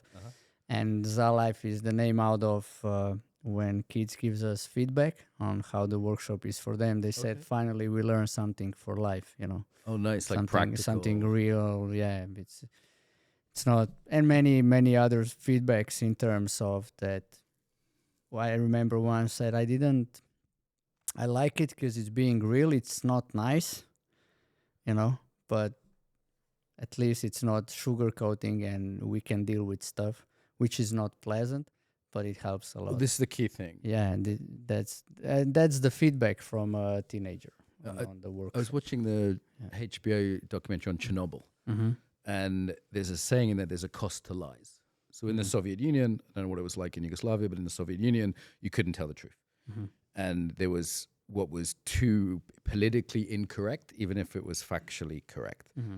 And what you're always doing is when you keep quiet about things, you say something's true that's not true, that men and women are the same, that this isn't true, that you're building up like a debt. It's like a debt to the future. Yeah. And sooner or later, you have to pay that debt. Of course. And this is the kind of courage we're really encouraged. I think in the modern world, we're like, it's time we spoke the truth around certain issues, even if a few people are upset or a few people are misrepresenting it. Like most people get it, and most people are relieved. They say it's refreshing. Finally, someone said it. And I think that's where the sort of, masculine or the disagreeable podcaster sometimes has to step in the modern age. Yeah, I agree. There is that. I'm having less and less, fear of if you say something too much, somebody may come and they will like put you on a, pedestal or take it away or ban you or, shut it down in certain whatever way and for whatever reason. This is bullying. I used to work with girls' schools sometimes, and this is quite prevalent in girls' schools because there's a toxic feminine behavior of sort of gossip and rallying, they call it, group attack. Yeah. And I used, the boys would just fight each other, but the girls would destroy each other. And that kind of feminine behavior, that's like the dark side of the feminine. And we need to understand what that is. And unfortunately, in education, there are people who are deeply committed to bringing that to education. Yeah. The long march through the institutions, it's called. And this is where educational institutions need to be cautious because there are people who are ideologically quite possessed who are keen to do that. Yeah, I mean, my father had that experience. He came in third year of gymnasium from a different gymnasium before. So 2 years in one town and then third year in Novo Mesto. And he got a teacher, English teacher, English professor. And she said the first day to him and to other boys that also came from other town, all three of you will have 1. So that's the lowest grade. 1 is the lowest grade in Slovenia. 5 is the best grade. So all 3 of you will have English 1. The first 2 minutes of the first hour with her. Wow. And then luckily, she went to the what it's called. So she got pregnant on a pregnant leave at the end of this year. So he could improve the grades, and she came back the last month of the last year, so she couldn't do anything about the grades. But yeah, that's the only person that my father said he never say hi to ever again after meet. And my father became a director of a museum. And she came to his, the shows and this stuff, and he never even looked at her, because he was saying that the one person who could destroy everything I have today. So that's how his approach was, which is not the best way emotionally. Difference. Yeah, I mean, I had some good teachers and some bad teachers growing up. I had some teachers I really remember who I respected and, who taught me a lot, and they really modeled it, and they were good people. And that stayed with me my whole life, some of those teachers. And then there was other teachers who just made my life hell. They were bullies. And, a teacher has a lot of power in a school. People forget a kid is quite vulnerable. You're subject all day long to like a job where you can just leave the job and get another job, right? If your boss is an idiot, it's like you're really vulnerable. And I feel like there's a huge responsibility there to be fair and kind. Just remember me of a story that when you said like how it can come and destroy and but there were also other professors who had stories like that. So male professors. So it's not per se, but I'm talking about toxic femininity, not women, to be clear. Yeah. So it could be more feminine men, for example, for sure. We can say more yin. Sometimes people get triggered by masculine, feminine. We can say yin or yang, right? There's a dark side to each, right? I mean, so yang is the black one. Yin and yang. Yin is the black one. Yin is the dark, Okay. the feminine, the Okay. mysterious. So I mean, there's different systems, the Chinese systems, and then you could look at this just in terms I of never looked into it. That's why. yeah, it's various, but it is these. You need some sort of models Mm. of understanding, and I think the key thing is never to hold them too tightly. It's not Yeah, about not sort of putting people yeah. in boxes and saying not you to have to become be like your this because you're a religions, per man, or se, yeah, like don't make it fundamentalist. Mm. It's just some system. It's okay to say like, hey, most guys are like this, but if you don't want to be, that's okay, right? Like we can have some flexibility with it, but without throwing out the norm, without saying like, hey, most couples probably be best if you're monogamous, but if some arty couple want to be polyamorous, maybe it's okay for you, but let's not make that the norm, right? There's a reason that the healthy norm is. What we've sort of done is take fringe cases and say like, this is how it should be. Yeah. Rob saying, well, it's a fringe case. That's okay that you're a bit different this way. Let's not make that central to society. It just doesn't work. How are the universities here? Like, I haven't had any contact with them, and like a lot of the universities in the States and Western Europe have become sort of more about activist, ideological. A lot of parents don't want to send their kids to them anymore, and there's sort of new universities popping up that have a different kind of mindset. I'll say universities here are, first of all, they are free. Like state. Yeah. State-based. But there are some private that you have to pay, or if you go study irregular, not regular study, you have to pay. But otherwise, mostly it's free. So then it again depends on the professors what ideologies are pushed down. But I would say more or less, kids. Young people have choice. Now the problem with universities are that the students are apathic, they're not involved. These older generations of professors don't know how to talk to young people today, how to motivate them, how to bring them the motives, connect their motives and the motives of the school together, and see that as a part. There was this norm that everybody should go study in Slovenia for a while, or they said if you have a good paper you will have a good job, which now more and more are resulting that's not the truth. Yeah, across the West, So, inflation of these kind of things. Yeah, that's that's overpopulation of elites. It's called in one theory. But they keep on popping up in Slovenia. It's like almost, in my hometown, which is a town of 25,000 people, we are having some faculties already. It's already a university, and now let's have a bigger one. And I'm like, everybody will go study. It used to be enough, Ljubljana, Maribor, and couple of smaller ones. But now it seems like every bigger city in Slovenia have to have their own university. I'm not sure if universities will survive much longer. Yeah. Because, like, I can go online and listen to a Harvard professor. You can online get the whole Harvard education. Right. Like the you whole can thing have is there. everything. Yeah. Because they stream the Everything. You can. Or I can hyper specialize as well. I'm interested in my embodiment topic or whatever. I can really find the best people. I can make my own podcast. There's a degree. Yeah, but there is still a sense in Slovenia. I think it's losing, but if you had a paper back in the days, you meant something, and if you didn't have the paper, they didn't appreciate your skills or your results. So in Slovenia, paper for a long time was worth more than results. So as long as you have, because one of the first questions, now it's less and less, but it used to be like, what's your education? How are you professionally, meaning knowledgeably by the papers, suited to talk to us about this topic? So it's still a thing. This I was saying earlier. This battle is still happening for what Are you the word you hear in English as is he? But a it's grifter? not in terms of. Sorry to interrupt. Not in terms of. I don't hear much activism going on university. Okay.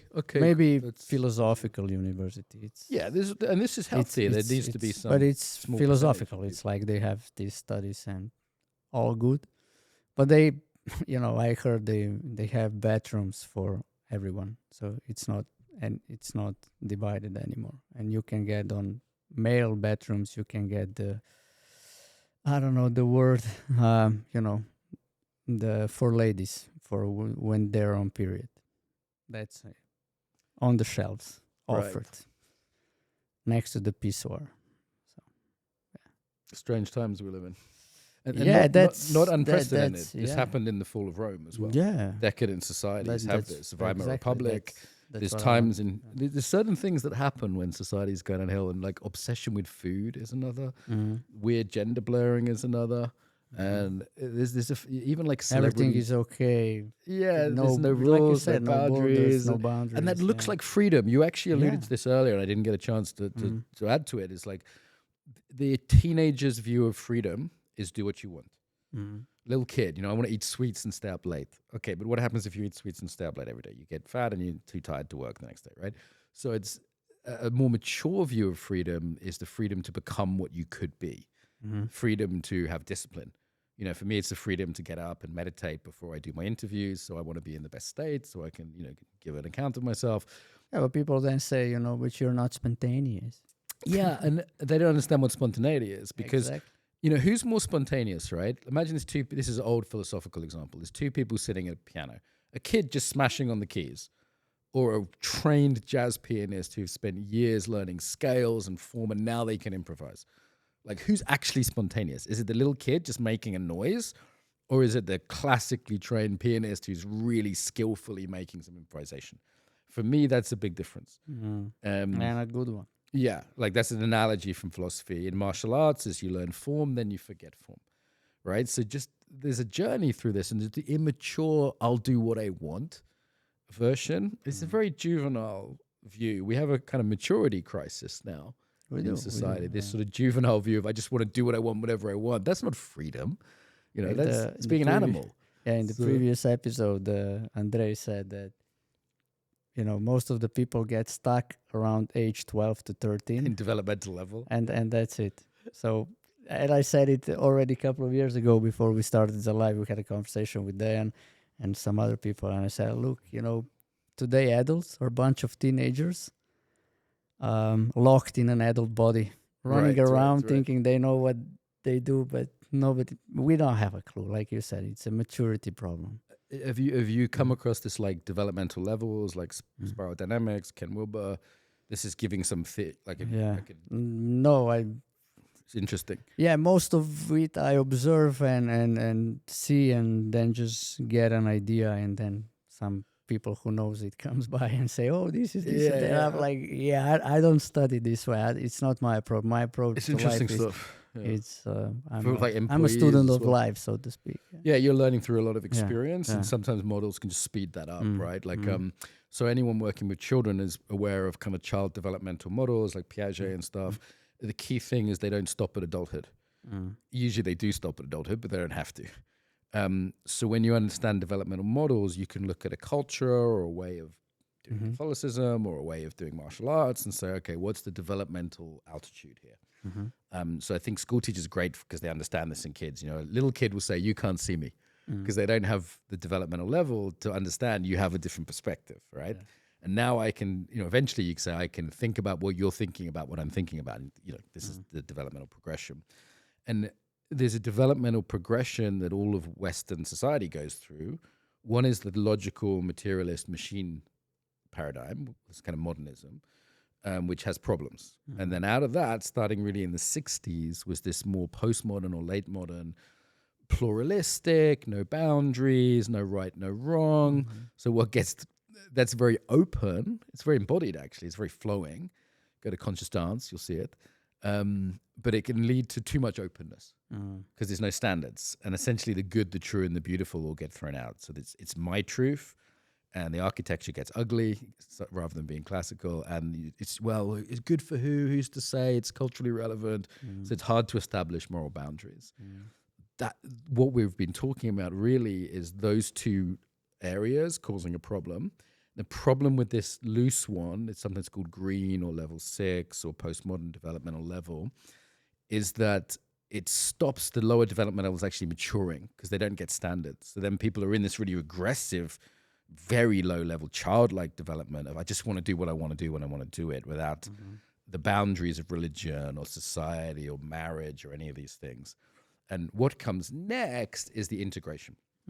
So the reason a lot of people might attack you or get upset about some of these views is because they're looking down and they're thinking, oh, you're this fundamentalist, you want to put all women back in this way and you're racist. In the kitchen. But actually, it's a more mature perspective. It's integrative.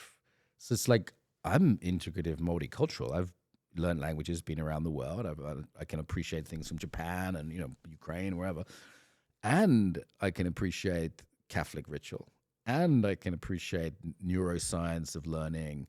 So like for me, it's what's the integration of these levels. So if you think of it as like traditional, modern, postmodern, if you can combine those three, I mean, that's what you're intuitively doing. That's the future. And the problem is people at those three levels will get upset, right? Because each will be defending their own level. Yeah, and they can't see that there's a higher integration. They think you're more primitive, when actually it's more developed. Yeah, exactly. And this is where society needs to get to. So you intuitively get this, I think, but that just gives you a model to kind of go, okay, what's going on? Thanks. It's put, I would say, wider perception on the whole thing. Yeah. Sometimes I do something and I don't even understand it, but it just feels right and it produces the desired results. Usually I check that out outside, not for me. Yeah, you're more experientially with the mentorees and talking to people and see what helps them and so on. But yeah, they just put, and of course, people who don't see that, they will be upset, who have their own limited beliefs. And I used to always, also being, you should see it this way. How don't you see it? La la la, my way or the highway. But now I'm getting more and more. Look, I'll do my best, share our potential, our knowledge, and who takes it, and who don't, it's their journey. It's like not everybody's fit for everybody. Yeah, you realize that after a while, you can't teach everyone. Not everyone's your student. Not everyone's your employee or colleague. Exactly. Like, that's okay, right? That's okay. Yeah, and it's also okay that some people takes more, some people take less. Even if you go to the employees, it's like, they're different and they have different needs. So different stuff works for different people. But in the end, we're all part of the same team, same boat, going in the same direction. And that's it. I would say for podcast listeners, I'll give you a full refund if you don't like everything. Because it's free, right? It's like take what's useful. Exactly. It's also on our workshops. We always say, look, whatever is shared today, it's from the experiences of us. It's our truth. It works for us. Take one or two ideas, test them out. If it works for you, great. If not, you're one step closer to find what works Kids for like you. that, I find, as well. They respond, particularly teenagers, they respond quite well to that approach. But if you lead the whole workshop down on them, it will have a full retaliation, so to speak. The pushback, they're in that pushback stage. Yeah. It's like when I used to do like embodiment work in businesses. I used to go in quite big businesses, quite serious, corporates. And I'd say, look, this is kind of weird. It's kind of a bit strange, a bit hippie. Try it. If you like it, great. If it helps you, if you've got some stress in your life, okay, this might help with that. If you like it, great. If not, no worries. We'll just have fun for 2 hours. You go back to your life, right? And people respond well to that because they don't feel like forced into something, right? Yeah, they have a sense of choice. Yeah, autonomy is really important. That's the freedom we can actually share among each other. Right, and that's a key principle of Western culture is we want some choice and autonomy around things. Of course. And I think what we're trying to find now is the balance between personal choice and society. Too much society is kind of like a communist hell or something, right? Too much like everyone has to think the same, do the same. But then personal choice can't be the only standard. So you'll see this in a lot of debates around like abortion, or I think you just had a euthanasia discussion in Slovenia. And people are often like, it's my choice. And it's like, okay, that's a moral principle, but there are other moral principles as well. Like it can't be, I'll do what I want. It can't be yes, it's an important moral principle like consent, freedom, choice. But there has to be other moral principles in that we're actually always affecting other people in a culture and society. Yeah, and we are prone to exploit things as a human race. So if we put in let's euthanasia that you said, some people will abuse that. Yeah, that's happened in Canada. Unfortunately, it's And really that is the problem. slope. If we would be honest creatures, respectful, then we can give every choice out there is. Yeah. We just say, look, this works for society. This is the norm. But if you want to do this, you can.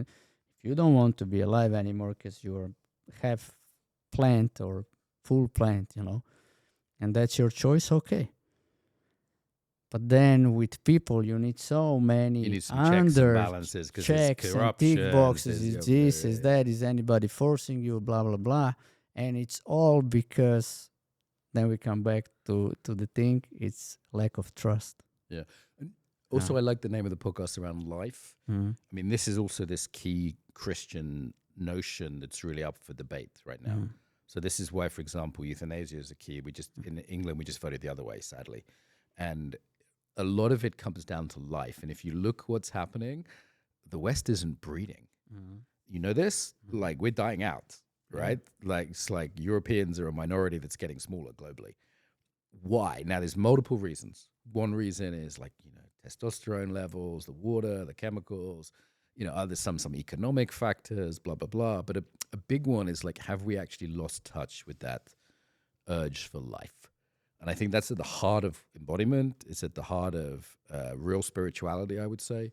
Yeah, and in education. Hedonistic way of living. Right, which looks like it's about life, but isn't. So it's like pleasure ultimately leads to death.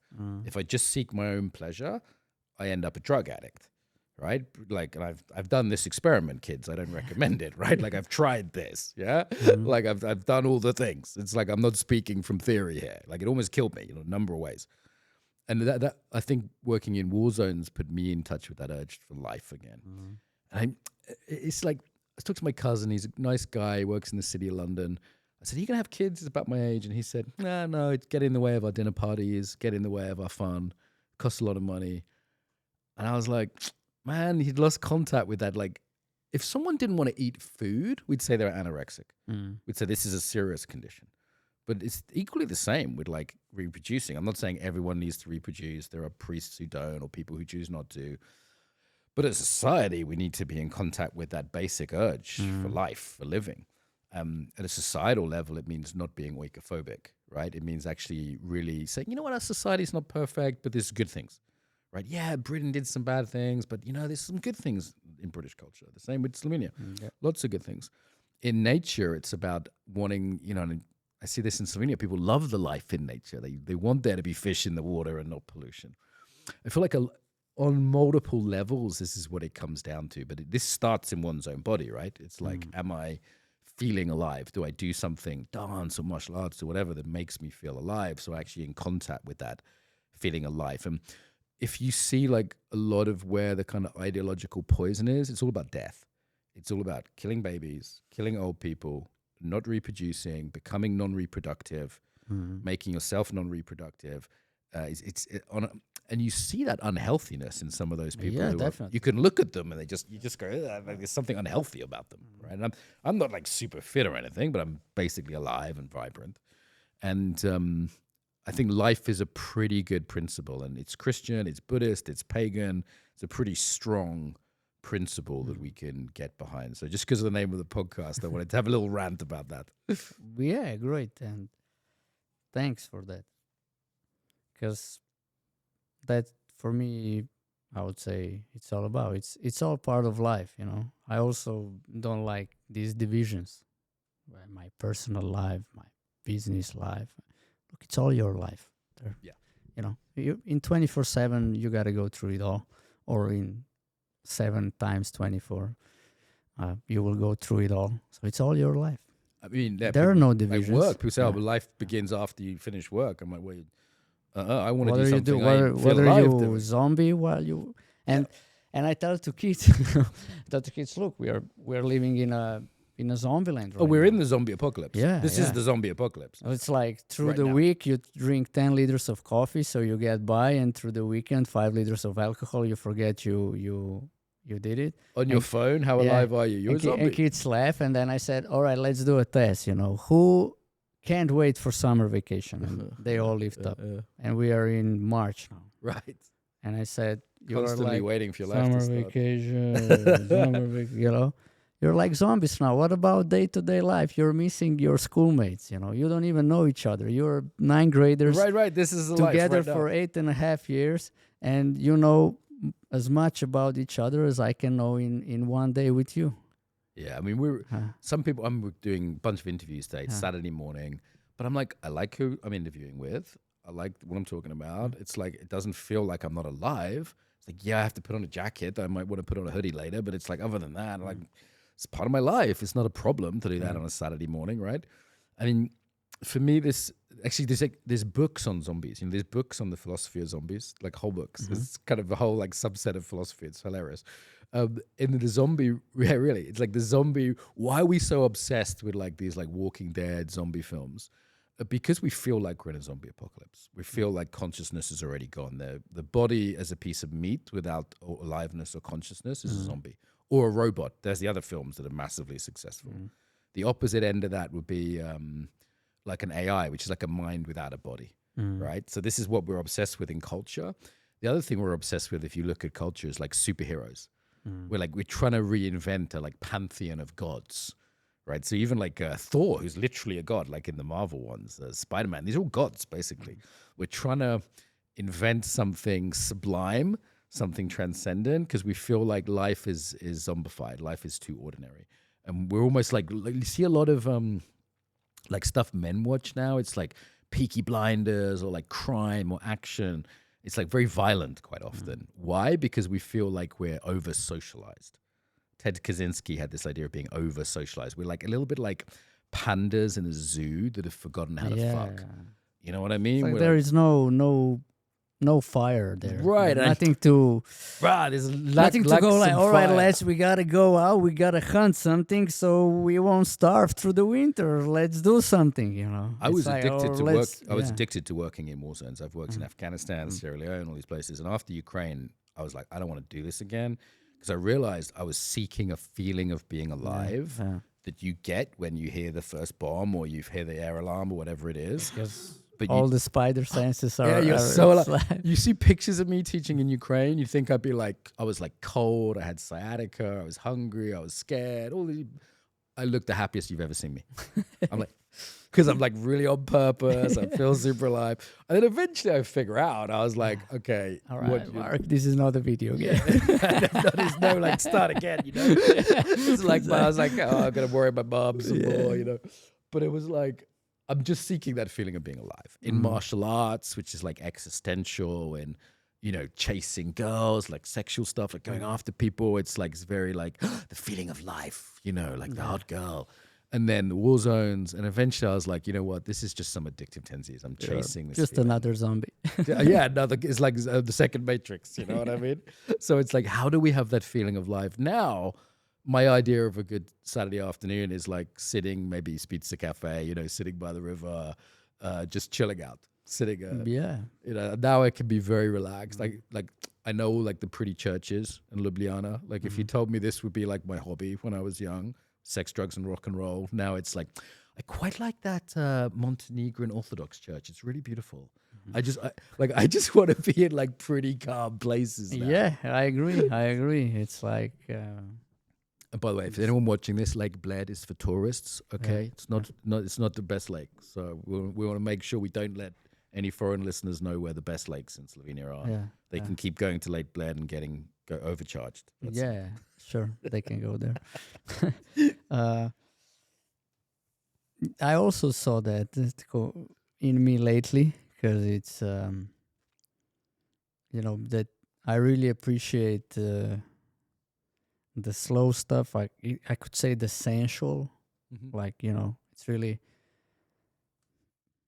I don't know. The best would be like through the area of sex, It's like, what kind of sex do you like while You go, discovered right? foreplay? Nah, but it's just like, sometimes, when you're younger, you're like, all the banging. get The something, louder to it is, achieve the better it something. is. Yeah, it's like whatever flowed for anybody. But for me, while I've observed, it was like that. And now it's more like just, really being tight, being slow, being sensual, being like, how is she? It's like, and she pays attention how I am. It's more about each other than me satisfying my need or her satisfying her need. And it's just like, and I would say that's life. When you not The sensate body, not the doing body, right? exactly, The but being in every area of your life, because it's relational. Yeah, So exactly. like you It's could like, do you want to sex is a good just example. smash your kid? I mean, just your kid to be disciplined, bam bam, or do you want to lead your kid Are you in yeah, relationship? Are you in exactly, connection? Is there a dance? Is it exactly. improvisational? Like this applies to every. I mean, Yeah. sex is a fun and kind of. I think very. If people have had like bad sex, they know what that's like, right? But it's like if it's doing rather than essentially it's objectification. Exactly. Everyone's experienced that, and it's unpleasant. Like, Yeah. but you also in the business workplace, you talk about like human resources. That's a very objectifying term.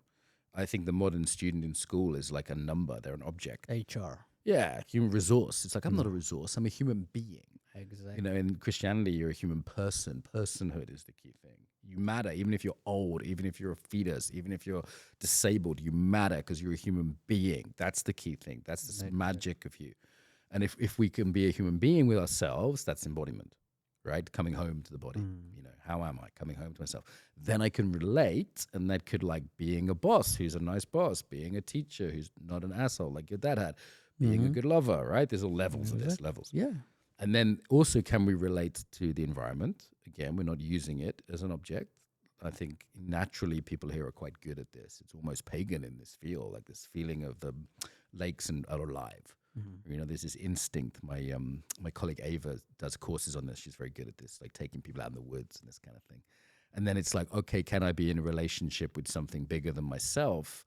Because I don't want to put myself at the center of the universe, because I'm an arrogant nightmare if I put myself at the center of the universe. I'm a nightmare.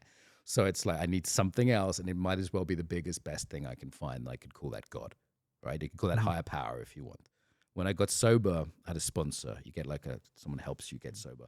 He said, Mark, anything can you be your higher power as long as it's not fucking you. I was like, okay, there's wisdom in that. Maybe it starts off as something abstract like love or beauty.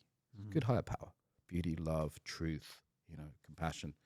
And then you need to go, okay, how do I access that regularly? How do I be in relationship to that? Do I need a community to help? Because otherwise I'm just this new age guy inventing my own stuff, my own little religion, It's like, do I actually want to follow a tradition? Maybe that's helpful. Do I want to go to a place where there's beauty that helps me, or a group of people who support me?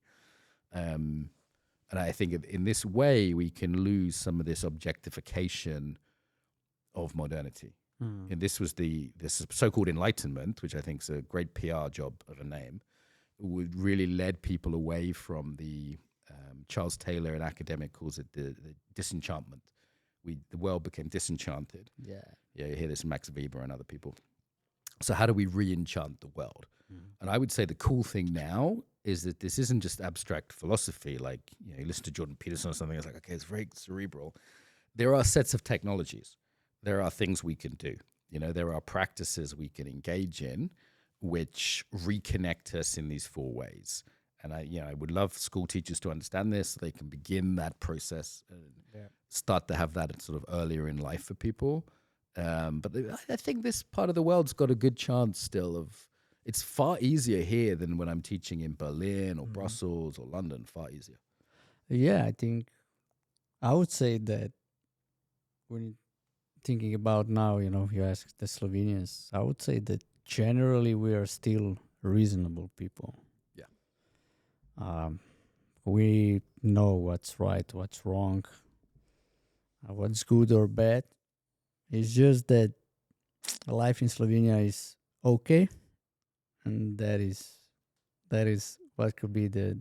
I mean, I talked to some really successful could say, leaders of their fields people, and they came to Slovenia and they said, "Look, I love it here. There's one thing: if I'll stay here, I'll get lazy, because it's all okay. It's not ambitious. Everything is fine. It's all well. It's good. We'll slap you this way, but you have a look at the nature. It's fine. You can slap me. I'm glad I wasn't here in my 20s. Yeah. I'm glad I'm here in my 40s. Yeah, you appreciate it differently, but I would say there is reason here, and all in all, in long term, I think Slovenia is one of the places. I don't know if you know, we have love in the name. We do have love in the name, right? So for me, it's fresh air. I think it's how to say it. It's in the clearing. It's in the ether of what's we are built on, or It's always the land. It's and always the there that you can push us to the edge, but you cannot push us over the edge. I explained it to one of my friends. Said, "Why Slovenia?" Because no one knows where it is. They always confuse it with Slovakia, and this different. They always say, "Why are you there?" It's a good balance.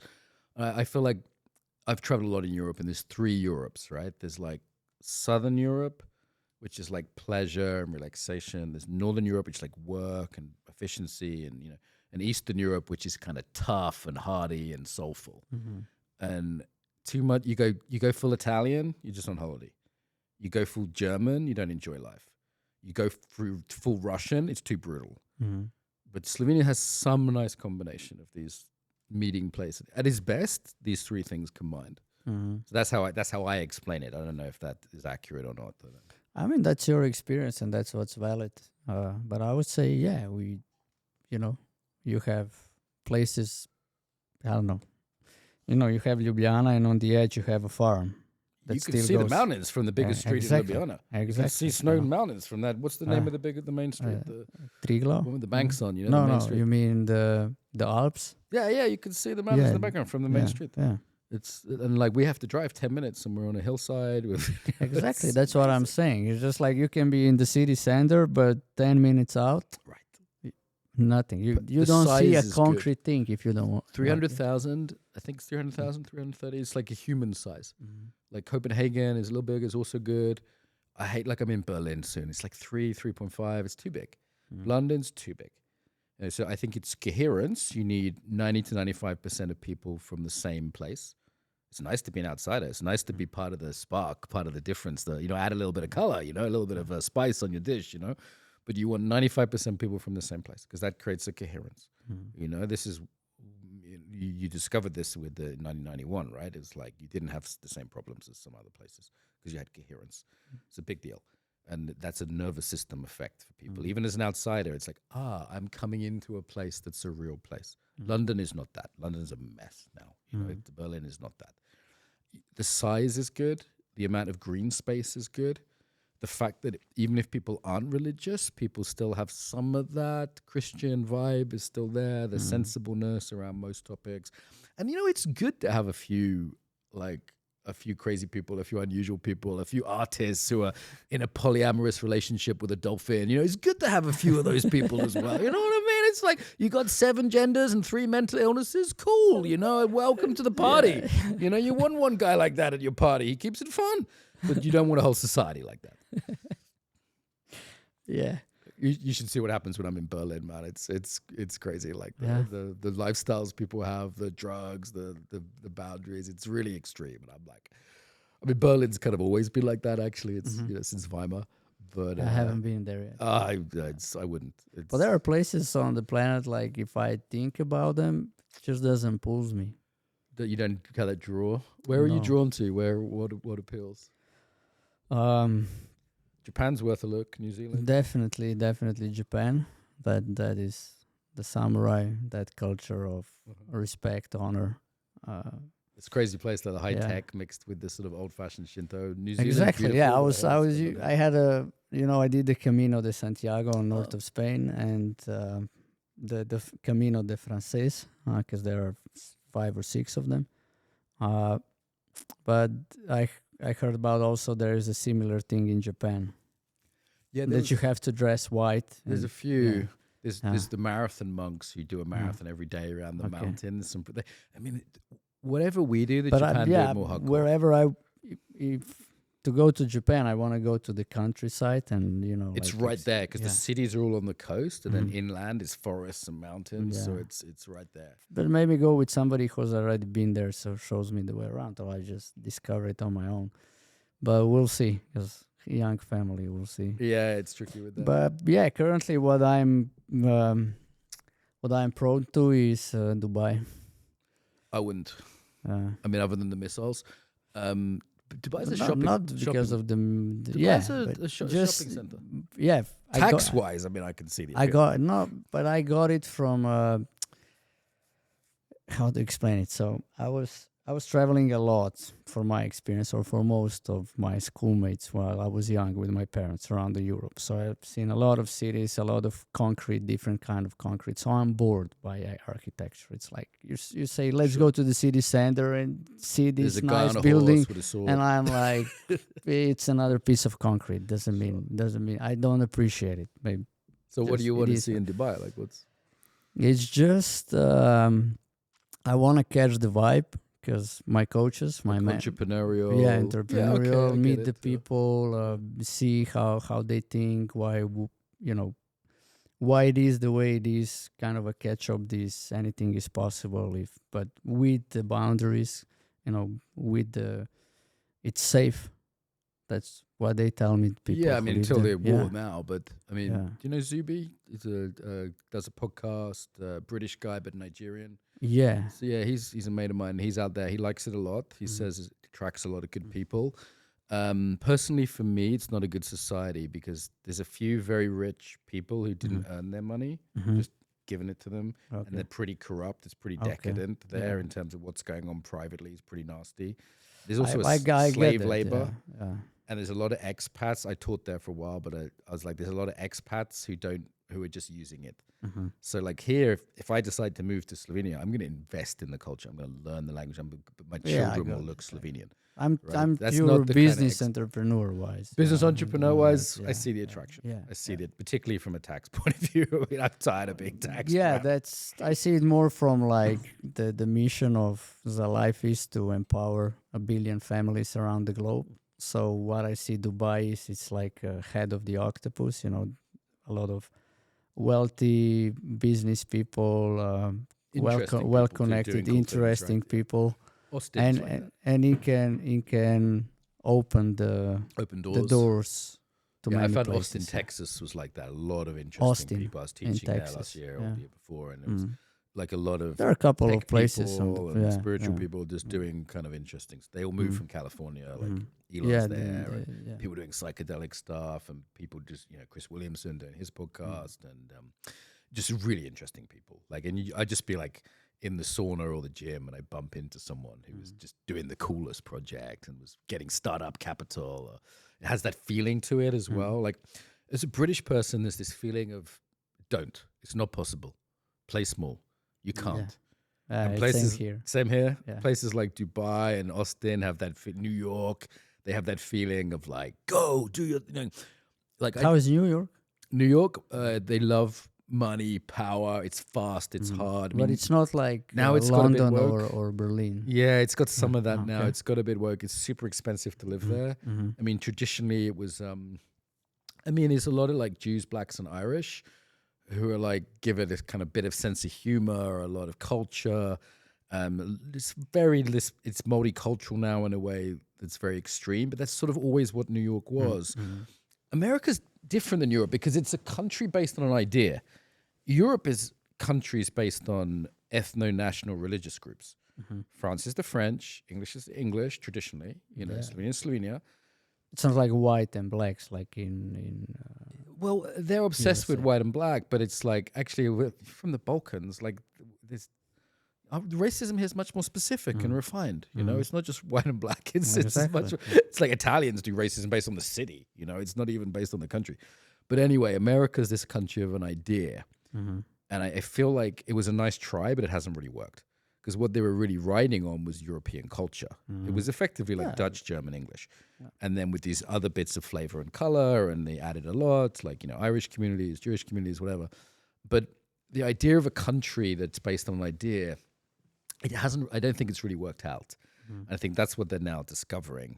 and the European notion, again, we're scared of this ethno-religious national combination because of the wars.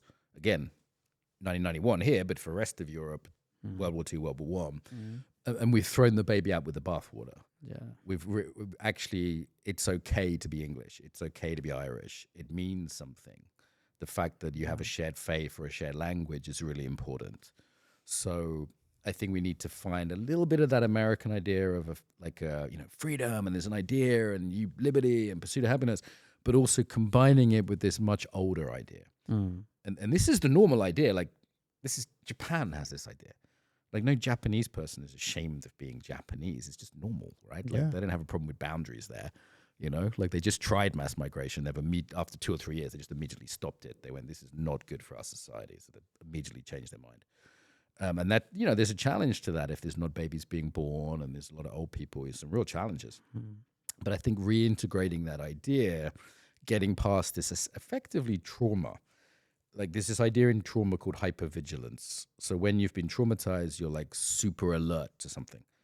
So you'll see this with like activists or whatever. They'll be like super paranoid about man or, whatever it is, right? And I think as Europeans, we were traumatized by actually the 30 Years' War originally was the big one. And then World War I, World War II, and of course in the Balkans here.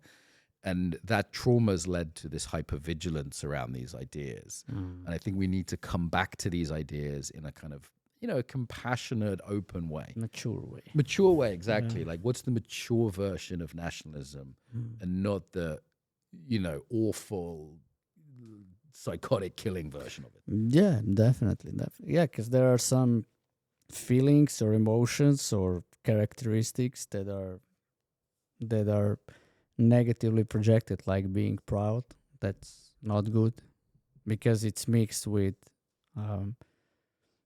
narcissism. Right. Or it could become jingoistic or violent. So, stuff like that are abused. Yeah. And it was just like a debate that said, how come depression is a buzzword, but you cannot say you're sad. If you say you're sad, you don't get the pills. But if you say you're depressed, everything flies. And it's like, well, this is another obsession of the modern world. I don't know if it's hit Slovenia or not, but the mental health obsession. So I did a psychology degree years ago. It was not normal to have a diagnosis, to take pills, to now, everyone's ADHD or autistic. It's things now.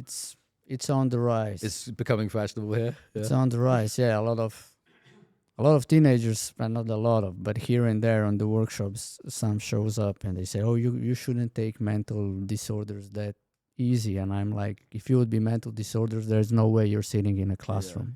There's good and bad. Right? So on the one hand, it was very taboo when I was young. I mean, I was actively suicidal as a teenager, and I wouldn't go see a therapist because it was too shameful. I was drug addicted, suicidal, and I was like, no, my parents, I'm like 14, my parents like offering to take me to a therapist. I was like, no way, because it was too taboo. Yeah. So it's good that it's not taboo now. It's good that it's open. But there's a lot of self-diagnosis happening, particularly on, people watch Instagram, TikTok. This happens when you do a psychology degree. You think you have everything. Yeah. Medical students have the same problem. They think they have everything in the second year of medical studies, right? It's like they tell you don't have everything, when you do the study. But now there's no professor telling the kids that they have everything. So on the one hand, it's good. On the other hand, it's bad. On the other hand, there is a fragility that people are more fragile. And on the other hand, it's more of a diagnosis issue. So there's a few things happening simultaneously.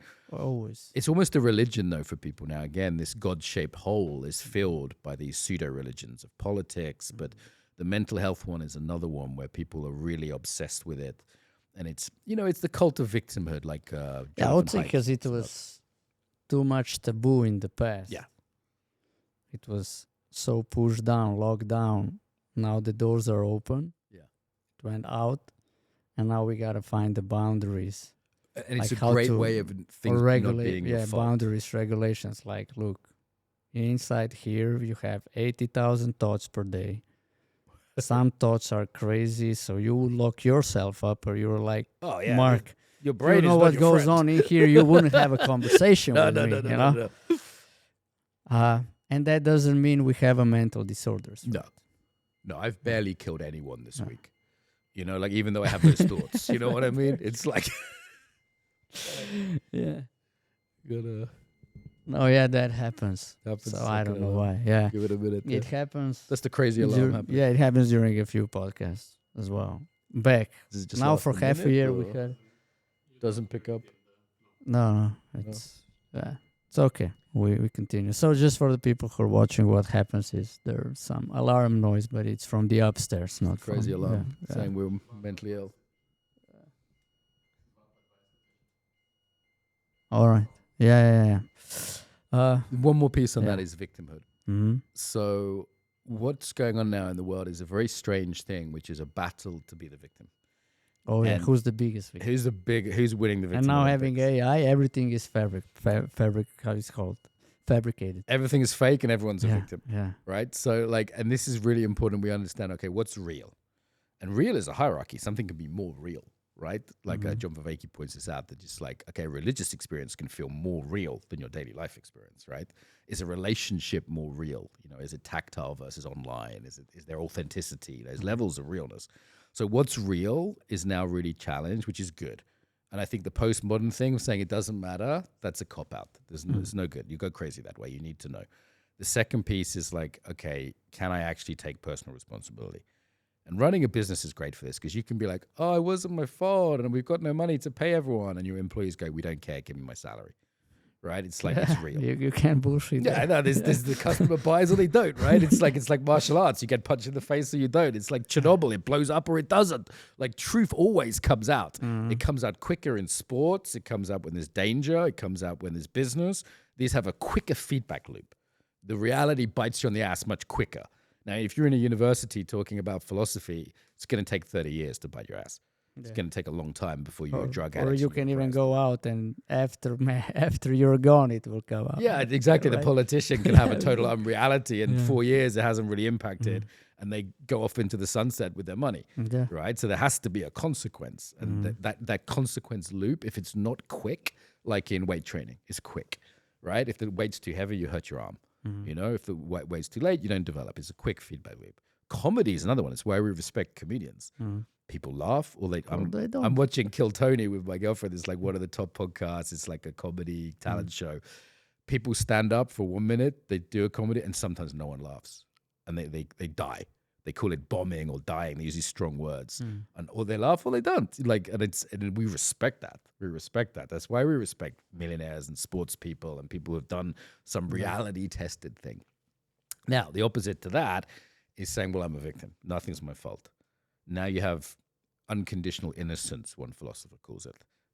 It wasn't me. So we can battle for this position, because then it's like, yeah, my life's bad, but it wasn't me. It was someone else.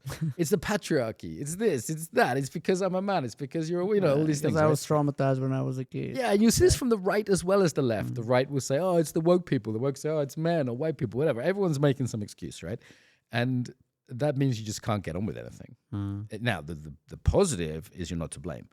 But it's completely disimpact. Like, if I do a leadership workshop or I'm working with young guys, I work with young guys sometimes, like, this is the first thing I teach them. And they'll turn up late, and I'll say, why are you late? They'll be like, oh, the thing happened, Like, it's like, well, the thing always happens. Like, this happens to me as a business person. Like, maybe a product doesn't sell well, a course we're doing, and I'll be like, oh, the world, the economy. And then I have to recenter myself, get it together, take a breath, maybe have the weekend off, come back Monday morning, go, what are we going to do? What's the plan, guys? What's the marketing plan? What are we doing now? Like, that's taking responsibility. Exactly. And they're two worlds, and you can choose which world you want to live in. Is it always someone else's fault? Or are you, like, you don't need to tell this to entrepreneurs, because they get it. But that's the thing, because you can break the illusion for people that tell them, hey, you have a choice. Some people think they don't have a choice. They will hate you for that. Because now, and that's what we do at the workshops. At the end, I usually say, look, however you go on, it's okay, but you have a choice. Now you know. The red pill, you or the blue can't pill. say you can't say you can't there say are that. always two exits. Yes or no are always there in life. And people say, yeah, but what if they put the gun to my head? Well, you can still say no. I mean, the outcome won't be. People died for their beliefs many times. 11 of the 12 disciples were killed for their beliefs. They said, no, I'm not going to say that Christ wasn't real. 11 of 12 died. Right? Like, one of them, like, old, no friends anymore, but 11 of 12. So they did that. It's historically there. Or Man's Search for Meaning, Viktor Frankl. Like, there's people in concentration camps, the worst possible conditions, who still said, I have a choice, even if that choice is to be kinder in my head to someone, right? Like there are, even if, I read that book and I'm like, well, there's no excuses for me. My life's a lot easier. Oh, from Viktor Frankl. Yeah, my life's a lot easier than Auschwitz, right? Like a million times easier. Like there's no excuses for me. And what I would say, and this is maybe what the left gets right, is there are conditions. So while there are not excuses, there are conditions. The Buddhists also talk about this. And I think the balance is we make choices, but not everybody has the same resources, the same money, the same education, the same genetics. That's also what I say to kids. Look, it's not everything is your responsibility. Like where you are at life right now as a 12, 13, 15, 17-year-old. But what flies out of your mouth and what you do with your hands and feet, all the consequences are 100% your responsibility. Right. So there's things that are 100%. And then also, it's if someone says to me, hey, I'm 18 and I'm poor and I'm not very healthy, I say, it's not your fault. You've been a kid. You've been raised a certain way. You've had a certain diet not your from fault, your family. But it's but your when they tell me that at 30, it's your responsibility. At 30, it's not your fault. It is your responsibility. It's funny. Because now at the age of 18, you can get all the info saying, what's healthy and not, even though you weren't being raised that way. I can't make excuses. Maybe in our time was different. Now it's all there. Now it's really the information is there. But now it's... What I found with young guys I work with, the information's there, but they need peer support, they need encouragement, they need some systems of accountability. And they need a role model who is actually living that way. But they have to have that kind of dreams, desires, goals. Role models help, right? Like I was born in, my dad was alcoholic, didn't work very much. Grew up pretty poor in a rural area. Not like poverty, but like not great. And I remember I didn't really feel like I could achieve anything, but then I met some guys doing martial arts, and one of them was like a PGA golf professional. One of them was a Obama's boss at Chicago University at one point, so like head of a university. One of them was a successful business person, all these different, and I looked at them and went, they're not that different than me, right? Because we're all doing Aikido, so I got to know them, and I was like, oh, this guy works at Google later on in life, and I was like, these guys are the same as me, really? And then I thought, well, why not me? But I had to have that experience of those mentors. And they were kind to me as well. I was very lucky. I had mentors who let me live with them. I studied with them. The most successful people who are into life, into embodiment, I would say, who have wider perspectives, are kind because they know they went through battles. And when they look at you, they know the path you will probably have to walk in 18 to 90%. Yeah. So they're kind because they know you don't need another douchebag on the way because there will be a lot of challenges. And an AI can't do that. Yeah, exactly. It's the difference between talking to a computer. A computer hasn't suffered. A computer hasn't lived through stuff, right? Like I was trying to figure out, like AI coaching can be really good, but I was figuring out today on this other interview, like what's different about it. It's like, well, making a promise to a computer is different. The computer hasn't suffered in the same way. The computer doesn't really That's know why what they it's make like. agent that is impersonating you. Impersonating you? It's AI, And it still feels plastic. Yeah, you know, does. like it still has this feeling of Diet Coke, you know? We're coming to an end. Oh, we're on time. Yeah. This box is here. This is from the workshops. Okay. Inside are original questions from the kids. So you choose one and I'll translate it for you. One out, yeah? And then you answer it. Just the first one? All right. Oh, sorry, man. It's from the kids, yeah? Yeah, and it's actually the question where we start. Okay. At the end of the day, rarely anyone will ask you, how are you?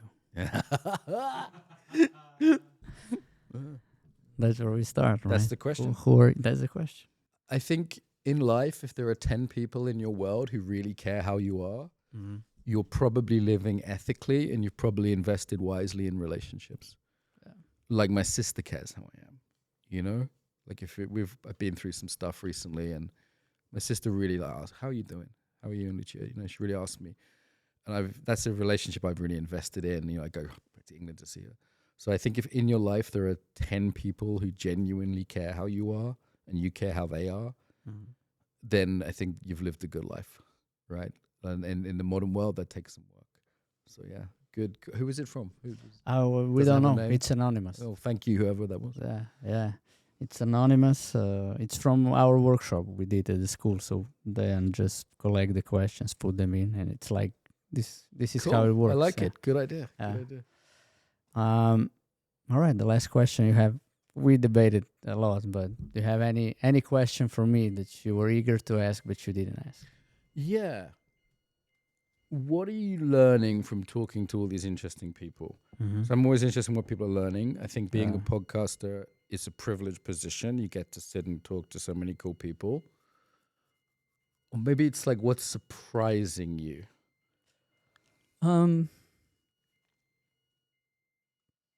What you said before, it's we're all human beings. There, so nobody is better or bigger or whatever. Some are more skilled in that, some are more skilled in that. So what I'm learning is basically, but I don't know if it's learning, but it's just spreading my horizon. And I take from people this and that and apply it to my life, apply it to workshops, to just how to develop everything I do. And, take from people what inspires me or what resonated with me and put more effort into that so that it gets bigger. I kind of say, take a piece of you. There you go. You're welcome. Yeah, exactly. So that is it. And to talk about topics that maybe most don't want to look at from so many different perspectives. Yeah. School system is one of that. So Well, I hope there's something useful for people. Can I tell people where to find you yeah, online? sure. And we will also put it below. Yeah, sure. That's your camera. That's the camera there. Yeah. As far as I'm buy online now. If I was American, no. Mark Walsh, Instagram. If you're a young man, we have YouTube specifically to help young men with like mental health and meaning. Just again, put Mark Walsh WLSH into YouTube. If you're interested in the coaching stuff, then find us embodimentunlimited.com. Great. You'll send me that on WhatsApp as well. Cool. I'll put it below. Mark, thank you. Havala.